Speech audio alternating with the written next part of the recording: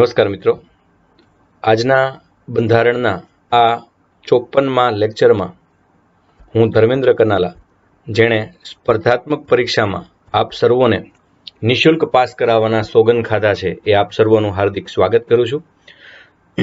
આજે આપણે એક સાથે બે વિડીયો, મતલબ સમય અવધિ તો એ જ રહેશે, પણ આપણે બે ટોપિક કવર કરવાના છે. એમાંનો પહેલો ટોપિક છે નિધિઓ. વારંવાર ઉલ્લેખ આવ્યા કરે કે આમનો પગાર સંચિત નિધિમાંથી થશે, આકસ્મિક નિધિમાંથી આ સમયે જ પૈસા વાપરી શકાશે, અને ત્રીજી નિધિનો તો હજી વ્યવસ્થિત ક્યાંય ઉલ્લેખ જ આવ્યો નથી. આપણે એટલું બંધારણ ભણ્યા એમાં. તો મારા વિદ્યાર્થી મિત્રોને પ્રશ્ન થતો હશે કે સાહેબ આવી કુલ કેટલી નિધિ હોય? તો મેં વારંવાર લેક્ચર દરમિયાન એવું તો કહ્યું છે કે કુલ 3 નિધિ હોય છે, પણ આ નિધિ કઈ કઈ હોય છે એની ચર્ચા આપણે હજી વિગતવાર છે એ કરી શક્યા નથી. તો આપણે વિગતવાર આ બધી જ નિધિની છે એ સરસ મજાની છે એ ચર્ચા કરીએ. અને આ લેક્ચર આપણા બે વિભાગમાં રહેશે, એક નિધિઓ અને ત્યારબાદ સ્પેશિયલ કેટલીક રાજ્યોની જોગવાઈ. આપણે બધાને અત્યાર સુધી એમ હતું કે માત્ર જમ્મુ કાશ્મીરને જ સ્પેશિયલ જોગવાઈ છે, 371 અનુસાર જમ્મુ કાશ્મીરને નહીં, બીજા અન્ય રાજ્યોને પણ કેટલીક જોગવાઈ છે એની પણ આજ આપણે ચર્ચા કરીએ. તો શરૂ કરીએ આજનો લેક્ચર. આપણો 54મો લેક્ચર નિધિઓ, ફંડ્સ, એની શરૂઆત છે એ કરીએ. એ ઉપરાંત હું તમને જણાવી દઉં ફરીવાર કે રોજ સવારે 10 વાગે યોજનાનો લેક્ચર ખૂબ ઓછા લોકો ભરે છે. તો કદાચ એ ન પસંદ આવતું હોય તો આપણે એ બંધ કરીને એની જગ્યાએ બીજું કંઈક શરૂ કરીએ. અને જો તમને ઉપયોગી લાગતો હોય તો વધુમાં વધુ શેર કરો. એ ઉપરાંત આપણા બહુ બે મહત્વકાંક્ષી લેક્ચર, એક ભગતસિંહ વાળો લેક્ચર. આ ભગતસિંહ વાળો લેક્ચર એક વ્યક્તિ, હું તો કહું વધુમાં વધુ તો 50 જણને શેર કરે, પણ ઓછામાં ઓછા 10 જણને શેર તો કરે જ તે. એ વિડીયો આપણો સૌથી વધુ જોવાવો જોઈએ, મારો પ્રિય વિડીયો છે, અને તમે બધા મને ગુરુદક્ષિણા કે બર્થડે ગિફ્ટમાં એ જ આપવાનું છે કે તમારે વધુમાં વધુ લોકો સાથે એ વિડીયો શેર કરવાનો છે. અને હું તમને એની લિંક પણ છે એ આવતીકાલે છે આપી દઉં. એટલે લિંક છે અત્યારથી શેર કરવા માંડો, વધુમાં વધુ શેર છે એ કરો એવી મારી ઈચ્છા છે, કારણ કે બહુ મસ્ત વિડીયો બન્યો છે. એ ઉપરાંત કૃષિ વિધેયક જે હાલમાં બહુ વિવાદાસ્પદ બન્યું છે, એનો વિડીયો પણ તૈયાર છે. તો એ આપણે ક્યારે જોવો છે એ તમારે નક્કી કરવાનું. તમે કહો કાલ તો કાલ, તમે કહો પ્રમ દિવસે તો પ્રમ દિવસે. જે દિવસે તમારે જોવો હોય તે દિવસે આપણું કૃષિ વિધેયક, બહુ સરસ એકદમ નાનો શોર્ટ વિડીયો 1 કલાકનો છે બન્યો છે, અને એ તમારે જ્યારે જોવો હોય ત્યારે આખું કૃષિ વિધેયક શું છે અને વિવાદ શું છે તમને બધું જ સમજાઈ જશે. તો 10 વાગે આપણો યોજનાનો વિડીયો હોય છે, રોજ રાત્રે 9 વાગે લેક્ચર હોય છે. આવતીકાલે શનિવારનું આપણું શેડ્યુલ જુદું છે, તો એ બધાને ખ્યાલ હશે કે આપણું શનિવારનું શેડ્યુલ શું છે. શનિ રવિ આ 2 દિવસનું આપણું શેડ્યુલ થોડુંક જુદું છે, તમે બધાએ જોયું હશે. અને ન ખબર હોય તો હમણાં હું લાઈવ ચેટમાં છે એ લખી દઉં છું. નિધિઓ, ફંડ્સ. તો જય ભારત, જય સંવિધાન સાથે આપણે નિધિઓ તરફ પ્રયાણ કરીએ.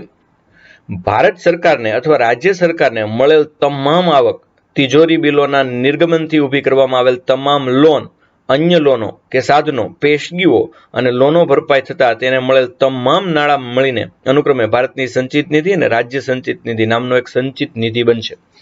એટલે પહેલો ગલ્લો આપણો, પહેલો ગલ્લો કયો છે? તો પહેલો ગલ્લો ભારત સરકારને કે રાજ્ય સરકારને જે તમામ આવક મળે, તમે જેટલા ટેક્સ ભરો એ બધા જ ટેક્સ, એ ઉપરાંત તમે જેટલી લોન ભરો એ બધી લોન, કોઈ પણ લોન તમે છે એ સરકારને પરત આપો, અથવા કોઈ પણ સાધન દ્વારા મળેલા પૈસા કે પેશગી એટલે રોકડ ચૂકવવામાં આવેલ હોય, અને લોન ભરપાઈ થતા મળેલ તમામ નાણાં એ ભારતની સંચિત નિધિમાં જશે. એની ચર્ચા આપણે થઈ ગઈ. એ ઉપરાંત જે બિલ હોય ને તમે ભરો, એ શુલ્ક, ટેક્સ, એ બધું જ છે સંચિત નિધિમાં જાય. ભારત સરકાર અને રાજ્ય સરકાર બેયના ટેક્સ મુજબ બેયની સંચિત નિધિ બને. ભારત સરકાર અથવા રાજ્ય સરકારે અથવા તેમના વતી મેળવવામાં આવેલા તમામ જાહેર નાણાં ભારતના જાહેર હિસાબમાં અથવા યથાપ્રસંગ રાજ્યના જાહેર હિસાબમાં એ જમા કરાવવામાં આવશે. ભારત સરકાર અથવા ગુજરાત રાજ્ય સરકાર અથવા કોઈ પણ રાજ્ય સરકાર અથવા તેમના વતી મેળવવામાં આવેલ તમામ જાહેર નાણાં એ ભારતના જાહેર હિસાબમાં અથવા યથાપ્રસંગ રાજ્યના જાહેર હિસાબમાં જમા કરાવવામાં આવશે. અચ્છા, તો બે વાત થઈ, એક સંચિત નિધિ અને એક જાહેર હિસાબ. આ બે વાત આપણે કરી. હવે કેવી રીતે, કેમ પૈસા આવે અને કેમાંથી કેમ પૈસા વપરાય. હવે કાયદા અનુસાર અને આપણા બંધારણ પ્રમાણે જોઈએ તો તે રીતે હોય તે સિવાયની ભારતની સંચિત નિધિમાંથી અથવા રાજ્યની સંચિત નિધિમાંથી કોઈ નાણાંનો વિનિયોગ કરી શકાતો નથી. અનુચ્છેદ 266 એવું સ્પષ્ટપણે કહે છે આપણને, શું કે કાયદા અનુસાર અને બંધારણમાં નિર્દિષ્ટ કરેલા હેતુ સિવાય સંચિત નિધિમાંથી કે રાજ્ય સંચિત નિધિમાંથી, ભારતીય સંચિત નિધિ અથવા રાજ્ય સંચિત નિધિમાંથી કોઈ પણ નાણાંનો વિનિયોગ એટલે ઉપાડ, ખર્ચ એ કરી શકાતો નથી. કાયદા અનુસાર લાગુ પડતું હોય તો પડે, બંધારણે કીધું હોય તો લાગુ પડતું હોય તો પડે, અન્ય કોઈ રીતે સંચિત નિધિમાંથી પૈસા ઉપાડી શકાતા નથી.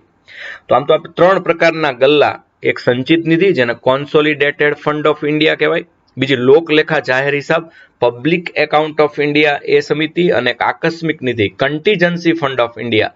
તો આ 3 પ્રકારના ગલ્લા હોય. આ સંચિત નિધિ છે એ હકીકતમાં બાળકોનો ગલ્લો છે. આ સંચિત નિધિ બાળકોનો ગલ્લો છે. લોકલેખા જાહેર હિસાબી એ મમ્મી અને પપ્પાએ કોકને આપેલા ઉછીના પૈસા છે, અને આકસ્મિક નિધિ એટલે એ મમ્મીએ હંતાડી રાખેલા પૈસા છે. તો આ 3 નિધિ જેમ સરકારને છે એમ આપણા ઘરની ગલ્લા કમ્પેરિઝન કરીને તમને સમજાવું તો તમને વિશેષ સમજાય. ઓકે, સંચિત નિધિ સ્થાયી ભંડોળ એકત્રિત ફંડ એટલે કે કોન્સોલિડેટ ફંડ ઓફ ઇન્ડિયા એ શું છે? ચાલો હવે આપણે જોઈએ. તો 266.1 266.1 એ મુજબ સંઘ સરકાર અને રાજ્ય સરકારને મળતા બધા જ કર, તમામ કરો, જેમ કે સીમા શુલ્ક. સીમા શુલ્ક એટલે હું? તો હવે આપણે એ જોઈએ. દાખલા તરીકે હું મારી ગાડી લઈને રાજસ્થાનમાં પ્રવેશું છું, તો રાજસ્થાન વાળા મારી પાસેથી કર લેશે કે નહીં લે? હા, લેશે. તો એને સીમા શુલ્ક કહેવાય. તો આ ક્યાં જમા થશે? તો આ પહેલા તો છે એ આપણે બધો જ હિસાબ છે એ કેન્દ્ર સરકારને આપવાનો હોય, ને પછી જેમાં જમા કરવાનો હોય એમાં કરે. એટલે આ બધા કર કાં તો રાજ્ય સંચિત નિધિ અથવા તો કેન્દ્ર સંચિત નિધિમાં જમા થતા હોય. ઉત્પાદન કર, હું એક વસ્તુ મારા ઘરે બનાવું છું ને એનું વેચાણ કરું છું, તો આ ઉત્પાદન કર મને લાગશે. હું ફેક્ટરીમાં એક વસ્તુ બનાવું છું તો પણ લાગશે. હું સિમેન્ટ બનાવું છું તો પણ લાગશે. આવક વેરો, હું કમાઉં છું સરકાર પાસેથી, તો સરકાર પાસેથી હું કમાઉં છું તો સરકાર એનો મારી પાસેથી ઇન્કમ ટેક્સ, આવક વેરો છે એ લેશે, જે દર વર્ષે હું ભરતો હોઉં છું. મિલકત વેરા ઉપરાંત સંપત્તિનો કર, પ્રોપર્ટી ટેક્સ એ આપણને હંમેશા છે એ દર વર્ષે લાગતો હોય છે. બધા જ કર આ ભંડોળમાં જમા કરવામાં આવે, એટલે કે સંચિત નિધિમાં જમા કરવામાં આવે. કેન્દ્ર સરકાર ભારતની સંસદની તથા રાજ્ય સરકાર વિધાનસભાની મંજૂરી વગર તેમાંથી નાણાં ઉપાડી શકતી નથી. એટલે માનો કે કેન્દ્ર સરકારને પૈસા જોઈએ છે એમાંથી, સંચિત નિધિમાંથી, ગલ્લામાંથી, તો કોની મંજૂરી લેવી પડે? તો કે એમાં સંસદની, ભારતની સંસદની, અને વિધાનસભાને જોતા હોય, ટૂંકમાં રાજ્ય સરકારને જોતા હોય તો વિધાનસભાની મંજૂરી લેવી પડે. આથી જ એને ભારતની સંચિત નિધિ એટલે કે કોન્સોલિડેટ ફંડ ઓફ ઇન્ડિયા કહેવાય છે. આ એક એવી નિધિ છે જેમાં બધી આવક ઉધાર લેવામાં આવે અને ચૂકવણી જમા કરવામાં આવે. એ તો કોમર્સ વાળા સમજી જશે. આવ્યા ખાતે છે એ ઉધાર અને ગયા ખાતે છે એ જમા, એ રીતે લેવામાં આવે છે. તો ચૂકવણી કરીએ અને જમા કરીએ છીએ, અને આવ્યા ખાતે ઉધાર, એ રીતે આખો એનો હિસાબ એ થતો હોય છે. અને એક પણ એનો હિસાબ છે એ રાખતા હોય છે. સરકાર પણ એનો હિસાબ છે રાખતી હોય છે, કેક પણ રાખતા હોય છે, નાણામંત્રી પણ રાખતા હોય છે, રાષ્ટ્રપતિને પણ ખબર હોય છે, વડાપ્રધાનને પણ ખબર હોય છે. તો 266.1 મુજબ સંઘ સરકાર અને રાજ્ય સરકાર બધા કર સંચિત નિધિમાં છે નાખે છે. સંચિત નિધિ એ સંસદ કે રાજ્ય વિધાનસભાની મંજૂરી વગર ઉપાડી શકાય નહીં. હવે બીજી સમિતિ, લોકલેખા જાહેર હિસાબ પબ્લિક એકાઉન્ટ ઓફ ઇન્ડિયા. બંધારણના અનુચ્છેદ 266.2 માં લોકલેખા એટલે કે જાહેર હિસાબની જોગવાઈ કરવામાં આવી છે. આ નિધિમાં નાણાં ક્યાંથી આવે? તો કે અહીંયા પહેલા એક સમજી લ્યો કે અહીંયા સરકાર બેન્કર જેવું કામ કરે છે. દાખલા તરીકે મારા પ્રોવિડન્ટ ફંડના પૈસા જે હોય, પ્રોવિડન્ટ ફંડ એટલે શું? તો દાખલા તરીકે મારો પગાર છે એ 50,000 હોય, તો એમાંથી 10% એટલે 5,000 રૂપિયા છે દર વર્ષે કપાઈ જાય, દર મહિને કપાઈ જાય, એટલે 12 × 5 = 60,000 રૂપિયા વર્ષે થાય. ઇવન મળતા નથી સીધા સરકાર કાપી, એટલે સીધા સરકાર કાપી નથી લેતી. સરકાર છે એ અલગ અલગ પ્રોજેક્ટમાં, અલગ અલગ યોજનામાં ઇન્વેસ્ટ છે કરે છે, ને એમાંથી મને પાછા પરત આપે છે. તો આ આમ જોઈએ તો કહેવાય ને કે પેલું રનિંગ નાણું છે એ કહેવાય. એ ઉપરાંત ન્યાયિક જમા એટલે કોઈને સજા કરવામાં આવે, કોઈની પ્રોપર્ટી વેચી નાખવામાં આવે, આ બધું ન્યાયિક જમા. બચત બેંક જમા, સેવિંગ બેંક ડિપોઝિટ, આ બધું જ છે એ લોકલેખા જાહેર હિસાબની અંદર છે એ જાય. આ નિધિ સરકારની હોતી નથી. આ ભંડોળ તો લેણદારને પરત કરવાનું હોય, તેથી આ ભંડોળમાંથી નાણાં ઉપાડવા માટે સંસદની મંજૂરી જરૂરી હોતી નથી. એટલા માટે કે સરકાર આમાંથી પૈસા વાપરતી નથી. આ પૈસા સરકાર છે ચોક્કસ જગ્યાએ ઇન્વેસ્ટ છે એ કરે છે. એ વાપરા ન કહેવાય, મતલબ એને પાછા મળે એ રીતે ઇન્વેસ્ટ કરે છે. લેણદારને પરત આપવાના હોય. સરકારના નાણાં છે નહીં, લેણદારના નાણાં છે, અને એટલે આમાં સંસદની મંજૂરી લેવાની કોઈ જરૂરિયાત નથી. ત્યારબાદ ત્રીજી નિધિ, ભારતની આકસ્મિક નિધિ, આકસ્મિક ભંડોળ. બધા પૈસા ઓલી 2 નિધિમાં આવી ગયા. આમાં પૈસા આવે ક્યાંથી? તો કન્ટીજન્સી ફંડ છે એ અનુચ્છેદ 267 આપણે આકસ્મિક નિધિની જોગવાઈ કરી છે. આ 267.1 સંઘ સરકાર માટે અને 267.2 રાજ્ય સરકાર માટે આકસ્મિક નિધિની જોગવાઈ આપણે કરી છે. 267.1 અને 267.2. એક છે એ કેન્દ્રનું અને 2 છે એ રાજ્યનું. હવે આમાં ક્યાંથી છે એ સંસદના કાયદાની જોગવાઈ હેઠળ આ ફંડ તૈયાર કરવાનું હોય. એ તેથી જ સંસદે ભારતનું આકસ્મિક ફંડ અધિનિયમ 1950માં એક કાયદો ઘડ્યો. એ મુજબ આવું ફંડ તૈયાર કર્યું. 1950માં કાયદા મુજબ ફંડ માટેની રકમ 50 કરોડ નિર્ધારિત કરાણી હતી. 1999માં આ કાયદો સુધાર્યો આપણે અને રકમ 550 કરોડ નિર્ધારિત છે એ કરાઈ છે.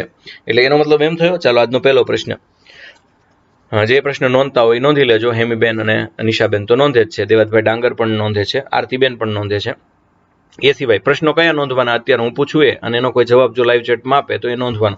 હવે જો કે હેમીબેન ને નિશાબેનને ગજબ ફાવટ આવી ગઈ છે, પણ બીજા બધા છે એ જોજો. એક દિવસ PDF દેખાડવાની વાત છે થઈ છે, હજી હું ભૂલી જાઉં છું. જેદી મેળ આવશે શુકન જેદી હશે તેદી થશે. ઓકે, આ 50 કરોડ રકમ જે નિર્ધારિત કરાય એ 50 કરોડ રકમ વાર્ષિક છે કે કેમ? એક. બીજું, 1999માં 550 કરોડ નિર્ધારિત કરાણી, તો એ પણ વાર્ષિક છે કે પછી આટલી રકમ આકસ્મિક નિધિમાં હોવી જોઈએ એમ કહેવા માંગે છે? આ બે વાત. ત્રીજો પ્રશ્ન, આકસ્મિક નિધિમાં કેટલા નાણાં પડ્યા છે એ કોને કોને ખબર હોય? આ 3 પ્રશ્નો છે. ફરીવાર પૂછું, 50 કરોડ છે વાર્ષિક છે કે કેમ? 550 કરોડ એ લક્ષ્યાંક છે કે વાર્ષિક રકમ છે? અને આ આકસ્મિક નિધિમાં નાણાં પડ્યા હોય એ કોને ખબર હોય કેટલા પડ્યા છે? અણધાર્યો ખર્ચ, અનફોરસીન એક્સપેન્ડિચર ને પહોંચી વળવા માટે, તેમાંથી પેશગીઓ આપવા માટે તે રાષ્ટ્રપતિ અને રાજ્યોની બાબતમાં તે રાજ્યોના રાજ્યપાલ હસ્તક મૂકવામાં આવે છે. ક્યારેક અણધાર્યો ખર્ચ આવી જાય, અચાનક આ દેશમાં માનો કે ન કરે નારાયણને યુદ્ધ ફાટી નીકળે, કોઈ મોટી મહામારી આવી જાય, ત્યારે એને પહોંચી વળવા માટે એમાંથી પેશગીઓ એડવાન્સ આપવા માટે એ રાષ્ટ્રપતિ અને રાજ્યના બાબતમાં રાજ્યપાલને સોંપવામાં આવે છે, એના હસ્તક હોય. કઈ નિધિ? આકસ્મિક નિધિ. પણ આ ખર્ચને પાછળથી સંસદ કે રાજ્યની સંમતિ મળવી જોઈએ. એમાં સંસદ કે રાજ્યને પૂછવાની શરૂઆતમાં કોઈ જરૂર નથી, પણ પછીથી સંમતિ મેળવવી જરૂરી છે. આ નિધિમાં સંસદ દ્વારા પસાર થયેલા કાયદાઓ દ્વારા સમય પર રકમ જમા કરવામાં આવે છે. આકસ્મિક નિધિમાં શું થાય તો કે સંસદમાં ખરડો અત્યારે જેમ 1999માં પસાર થયો 550 કરોડ છે એ જમા કરવાના, તો 550 કરોડ જમા કરાવવાના. આ નિધિ રાષ્ટ્રપતિના નિયંત્રણમાં છે કેન્દ્રમાં, અને રાજ્યમાં રાજ્યપાલના નિયંત્રણમાં છે. આ નિધિમાંથી નાણાં ઉપાડવા માટે રાષ્ટ્રપતિ કે રાજ્યપાલની મંજૂરી જરૂરી છે. ત્યારબાદ સંસદ કે વિધાનસભાની સ્વીકૃતિ મેળવવી પણ જરૂરી છે. રાષ્ટ્રપતિ તરફથી ભારત સરકારના નાણાં સચિવ આ નિધિનું સંચાલન કરે છે. આપણા નાણાં સચિવ હોય એ આ સમગ્ર નિધિનું એટલે આકસ્મિક નિધિનું સંચાલન કરતા હોય છે. અહીં એક બીજો પ્રશ્ન પણ થયો કે આ કોના હાથમાં છે? તો કે આ રાષ્ટ્રપતિના હાથમાં છે. અચ્છા, રાષ્ટ્રપતિના હાથમાં છે અને સરકાર યુદ્ધ કરે છે અને રાષ્ટ્રપતિ છે એવા સમયે માનો કે કલ્પના કરીએ કે આ આકસ્મિક નિધિમાંથી નાણાં ઉપાડવાની ના પાડી દે છે, તો શું થશે? ચાલો, તો શું થશે એ તમારે મને કહેવાનું. અથવા બીજો એક સંજોગ જે કોઈ દી બનવાનો નથી ક્યારેય, નેવર, નેક્સ્ટ ટુ ઇમ્પોસિબલ નહીં પણ ઇમ્પોસિબલ જ છે, કે રાષ્ટ્રપતિ હા પાડે અને સંસદ ના પાડે કે અમારે નાણાં જોતા નથી. જો કે આવું કોઈ દી બનવાનું જ નથી, એને જોતા ન હોય એવું બને જ નહીં. પણ માનો કે રાષ્ટ્રપતિ એમ કે યુદ્ધની પરિસ્થિતિ છે, ભાઈ ઉપાડી લો ને, અને સંસદ ઠરાવ કરી કે નહીં અમારા આકસ્મિકમાંથી નથી વાપરવા. આવું બને તો શું થાય? આ બે કલ્પના છે એ તમારે મને કહેવાની છે જવાબમાં. હવે નિધિની વાત પૂરી કરી તો ભારત દેશ આગળ 3 પ્રકારની નિધિ હોય છે. એમાં 2 વાસ્તવિક નિધિ છે અને એક છે એ આમ જોઈએ તો કાલ્પનિક નિધિ છે. પબ્લિક જાહેર સમિતિ છે એ કાલ્પનિક છે, એમાંથી પૈસા સરકારના નથી એટલે સંસદની કાંઈ મંજૂરી નહીં. બાકી સંચિત નિધિમાં કોની મંજૂરી લેવી પડશે? સરકારની, સંસદની. અને આકસ્મિક નિધિમાં રાષ્ટ્રપતિ અથવા રાજ્યપાલની પરમિશન લેવી પડશે. કઈ ક્યારે વાપરવાની, કોનો શું ઉપયોગ, એ બધું જ આપણે જોયું. હવે કેટલાક રાજ્યો માટે વિશેષ જોગવાઈ 371.1 ને 2 ને એ બધી જ જોગવાઈ છે એ આપણે જોઈએ.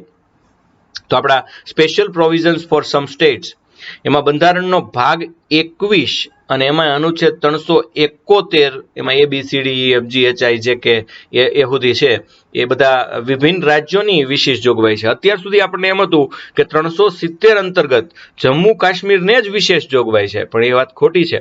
જમ્મુ કાશ્મીરની તો વિશેષ જોગવાઈ હતી જે હવે જતી રહી, પણ બાકીના બીજા રાજ્યોની હજી 371મી કલમ રદ થઈ નથી. એ રદ કરવા જેવી છે એ રીતે, અને રદ કરવી જોઈએ. કેમ? જો સમાન સિવિલ કોડ લાવવો હોય તો રદ કરવી જોઈએ, તો એ પણ એ રદ કરી શકાય. કેમ? તમે જુઓ અને તમે નિર્ણય લો કે શું થશે. પહેલા તો મહારાષ્ટ્ર અને ગુજરાત માટે ખાસ જોગવાઈ અનુચ્છેદ 371 અંતર્ગત 371 એમાં મહારાષ્ટ્ર અને ગુજરાત બે નજીકના પાડોશી અંગે ખાસ જોગવાઈ કરવામાં આવી છે. 7મો બંધારણીય સુધારો 1956. મહારાષ્ટ્ર અને ગુજરાત ભેગું કેમ લખ્યું, અલગ અલગ કેમ નહીં? તો એ 1956માં થયું છે, જ્યારે ગુજરાતનું અસ્તિત્વ નહોતું, મહારાષ્ટ્રનું નહોતું, બૃહદ મુંબઈ છે હતું. તો 7મા બંધારણીય સુધારા અધિનિયમ અંતર્ગત 1956માં આ બે રાજ્યમાં કેટલીક જોગવાઈ સરકારે દાખલ કરી. અચ્છા, કઈ જોગવાઈ છે? નંબર 1, વિદર્ભ, મરાઠાવાડ, એ તમને ખબર પડી ગઈ, બે મહારાષ્ટ્રના પ્રદેશો છે. સૌરાષ્ટ્ર, કચ્છ અને ગુજરાતના બાકીના વિસ્તારોનો વિકાસ માટે જુદા જુદા વિકાસ બોર્ડની રચના અને તેમના દરેક બોર્ડના કામકાજનો રિપોર્ટ દર વર્ષે રાજ્યની વિધાનસભામાં રજૂ કરવામાં આવે. એક તો તમને આમાંથી બે પ્રાંતો એવા છે કે જે અલગ રાજ્યની માંગણી કરે છે, એક સૌરાષ્ટ્ર અને એક વિદર્ભ. એ વારંવાર એવું કહે છે કે અમને અલગ વિદર્ભ આપી દો, અને સૌરાષ્ટ્રવાળા પણ ઘણીવાર ગુજરાતમાંથી છૂટા પડવાની વાત કરે છે. તો આ વિસ્તારો એમની ભેગા ટકી રહે. મરાઠાવાડ ને કચ્છના પણ કેટલાક પ્રોબ્લેમ છે, જે આ બધા જાણો છો. અને પ્રોબ્લેમ મતલબ કે એને વિકસવું છે, અને એ સ્વાભાવિક રીતે એવી એની માંગણી હોય, એમાં કંઈ ખોટું નથી. સૌરાષ્ટ્ર અને કચ્છને બાદ કરી દો તો બાકીના ગુજરાતનો વિકાસ ઘણો સારો છે. એવી રીતે વિદર્ભને મરાઠાવાડ બાદ કરી દો તો બીજા પ્રાંતો છે એના કરતાં આગળ છે. તો આ પ્રાંતો એવી રિક્વેસ્ટ કરી હોય તો સરકારે એમને સમાંતર શ્રેણીમાં લાવવા માટે ચોક્કસ વિકાસ બોર્ડની રચના છે કરી, અને આ વિકાસ બોર્ડનો રિપોર્ટ દર વર્ષે વિધાનસભામાં રજૂ થાય, જેથી કરીને સરકારને ખ્યાલ આવે, જેથી કરીને વિધાન મંડળને ખ્યાલ આવે, જેથી કરીને સંસદને ખ્યાલ આવે, જેથી કરીને આ દેશને ખ્યાલ આવે કે આ અમે વિસ્તારને સમાંતર શ્રેણીમાં મૂકવા માટે અલગ અલગ વિકાસ બોર્ડની રચના કરી છે, તો એ પાછા સમાંતર શ્રેણીમાં આવે છે કે કેમ? તો એના માટે છે એ વિધાનસભામાં આ રિપોર્ટ રજૂ થાય. આ પહેલી જોગવાઈ ખાસ, અલગ અલગ વિકાસ બોર્ડની રચના. બીજું, રાજ્યની જરૂરિયાતોને ધ્યાનમાં લઈને નાણાંની વહેંચણી કરવી. આ રાજ્યોને જ્યારે નાણાંની વહેંચણી કરવામાં આવે ત્યારે એની જરૂરિયાત ધ્યાને લેવાની. અન્ય રાજ્યોની જરૂરિયાત આપણે ધ્યાને લેતા નથી, આપણે એના ભાગમાં આવતા એટલા નાણાં છે આપીએ છીએ. જ્યારે મહારાષ્ટ્ર ને ગુજરાત, એમાં ખાસ કરીને મહારાષ્ટ્રની જરૂરિયાત, કારણ કે મહારાષ્ટ્ર છે એ આપણે ઔદ્યોગિક હબ ગણીએ છીએ, તો એની જરૂરિયાત ધ્યાનમાં લઈ અને એને નાણાંની વહેંચણી કરવી, આવી વાત આવી. તો બે વસ્તુ થઈ, એક તો વિકાસ બોર્ડ, બીજું નાણાં જરૂરિયાતને લઈને વહેંચણી કરવી, અને ત્રીજું સમગ્ર રાજ્યની જરૂરિયાતને ધ્યાનમાં લઈ તમામ વિસ્તારમાં તકનીકી શિક્ષણ, ટેકનોલોજી એજ્યુકેશન, વ્યવસાય અને તાલીમ માટે પૂરતી સગવડો અને રાજ્ય સરકારના નિયંત્રણ હેઠળની સેવાઓમાં નોકરી માટેની પૂરતી તકોની જોગવાઈ કરતી ન્યાય વ્યવસ્થા ગોઠવવી. તો એવી આપણે ત્યાં ન્યાય વ્યવસ્થા છે કે એમાં નોકરીની પૂરતી જોગવાઈ છે. જો કે તમે સહમત નહીં થાવ, હું પણ સહમત નથી થતો કે એવી કોઈ જોગવાઈ દેખાતી નથી. અને રાજ્ય સરકારના નિયંત્રણ હેઠળની સેવામાં નોકરી માટે પૂરતી જોગવાઈ કરવામાં આવે, તાલીમ માટે પૂરતી સગવડ છે, વ્યવસાય માટે પૂરતી સગવડ, તકનીકી શિક્ષણ માટે પૂરતી સગવડ. તો એમાં ગુજરાતે હરણફાળ ભરી છે એવું કહીએ તો ખોટું નથી. પણ નોકરી માટેની પૂરતી તકોની જોગવાઈ અત્યારે ક્યાંય દેખાતી નથી. ગુજરાતમાં તો શું, પણ ક્યાંય દેખાતી નથી. તો આ ત્રણ જોગવાઈ છે એ અલગ અલગ મહારાષ્ટ્ર અને ગુજરાતની પહેલા ભેગી હતી, હવે અલગ અલગ ગણવાની રહી. આ છે 371મો અનુચ્છેદ. નાગાલેન્ડ રાજ્ય અંગે ખાસ જોગવાઈ, અનુચ્છેદ 371.A, પહેલી 371ની પેટા કલમ, એમાં નાગાલેન્ડ માટે ખાસ જોગવાઈ 13મા સુધારાથી 1962થી આપણે દાખલ કરી. એમાં સ્પષ્ટ લખ્યું છે કે કેટલાક વિષયો સંબંધિત સંસદનો કોઈ પણ અધિનિયમ નાગાલેન્ડ રાજ્ય પર ત્યાં સુધી લાગુ નહીં પડે જ્યાં સુધી નાગાલેન્ડની વિધાનસભા એને મંજૂર ન કરે. એટલે કે સંસદ ગમે અધિનિયમ બનાવે તો નાગાલેન્ડને લાગુ પડશે નહીં, કારણ કે એની વિધાનસભા ન મંજૂર કરે તો એને એ અધિનિયમ લાગુ પડતો નથી. એવું શું કામ?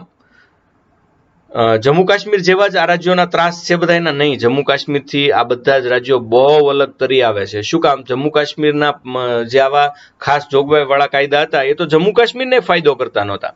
જ્યારે અહીંયા તો આ નાગા જાતિના જે લોકો છે એમની ધાર્મિક ને સામાજિક પ્રથાઓ છે ટકી રહે.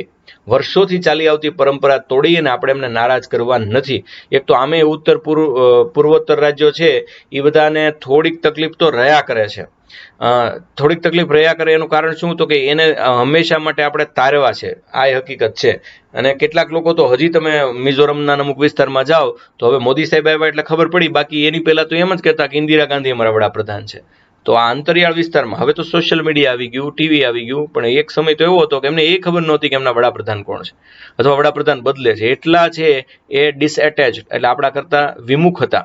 હવે જો કે ઘણો બધો ફેરફાર થયો છે, છતાં પણ એ લોકોની પ્રણાલિકા અને સામાજિક પ્રથાઓ ટકી રહે. એ લોકોના રૂઢિગત કાયદા અને કાર્ય રીતિ ટકી રહે, એ લોકોના રૂઢિગત કાયદા અનુસાર જેમાં નિર્ણય લેવાનું થતું હોય તેવા દીવાની અને ફોજદારી ન્યાયતંત્ર અંગેના કાયદા અને જમીન અને તેની સંપત્તિની માલિકી અને ફેરબદલી અંગેના એમના કાયદા, એમાં ખાસ કરીને નાગાલેન્ડ વિધાનસભા મંજૂર કરે તો મંજૂર થાય, અન્યથા બીજી કોઈ બાબત લાગુ પડતી નથી.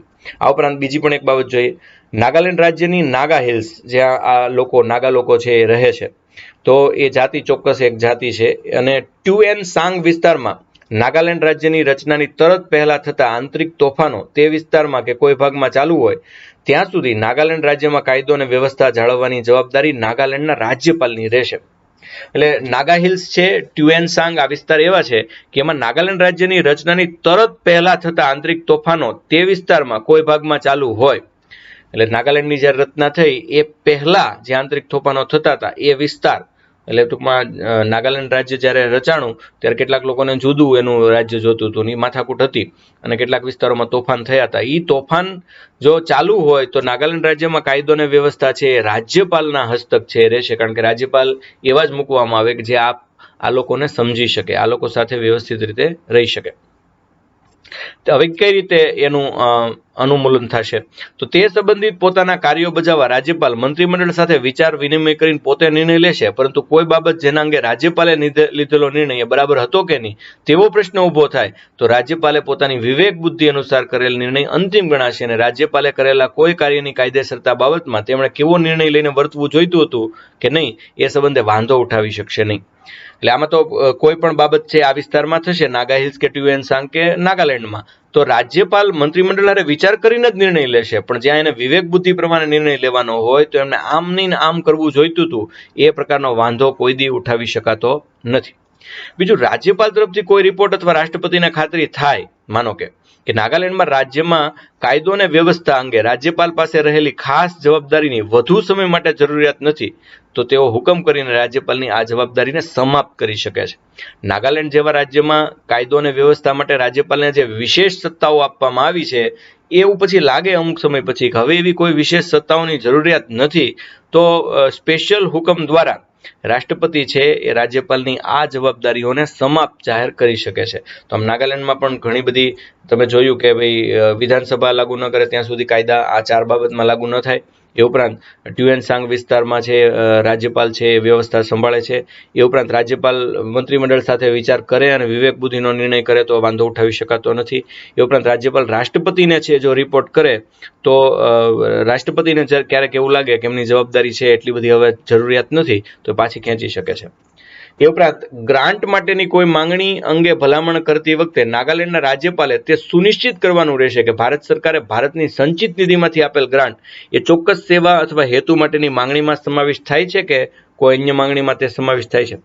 એટલે નાગાલેન્ડ રાજ્યને વિશેષ અનુદાન આપવામાં આવે છે, તો આ વિશેષ અનુદાન આપવામાં આવે તો રાજ્યપાલ અને ત્યાંના લોકોની જવાબદારી છે કે સંચિત નિધિમાંથી આપવામાં આવેલી આ ગ્રાન્ટ એ ચોક્કસ સેવા માટે વપરાય છે કે કેમ, ચોક્કસ હેતુ માટે વપરાય છે કે કેમ, અને એ ખાસ જોવાનું રહે. જે તારીખથી નાગાલેન્ડના રાજ્યપાલ રાજપત્ર દ્વારા નિર્દેશિત કરે તે તારીખથી ટ્યુએન સાંગ જિલ્લા માટે 35 સભ્યોની બનેલી પ્રાદેશિક કાઉન્સિલની સ્થાપના કરવામાં આવશે, અને રાજ્યપાલ પોતાની વિવેક બુદ્ધિ અનુસાર નીચે જણાવેલ બાબતો પર જોગવાઈ અને નિયમો બનાવશે.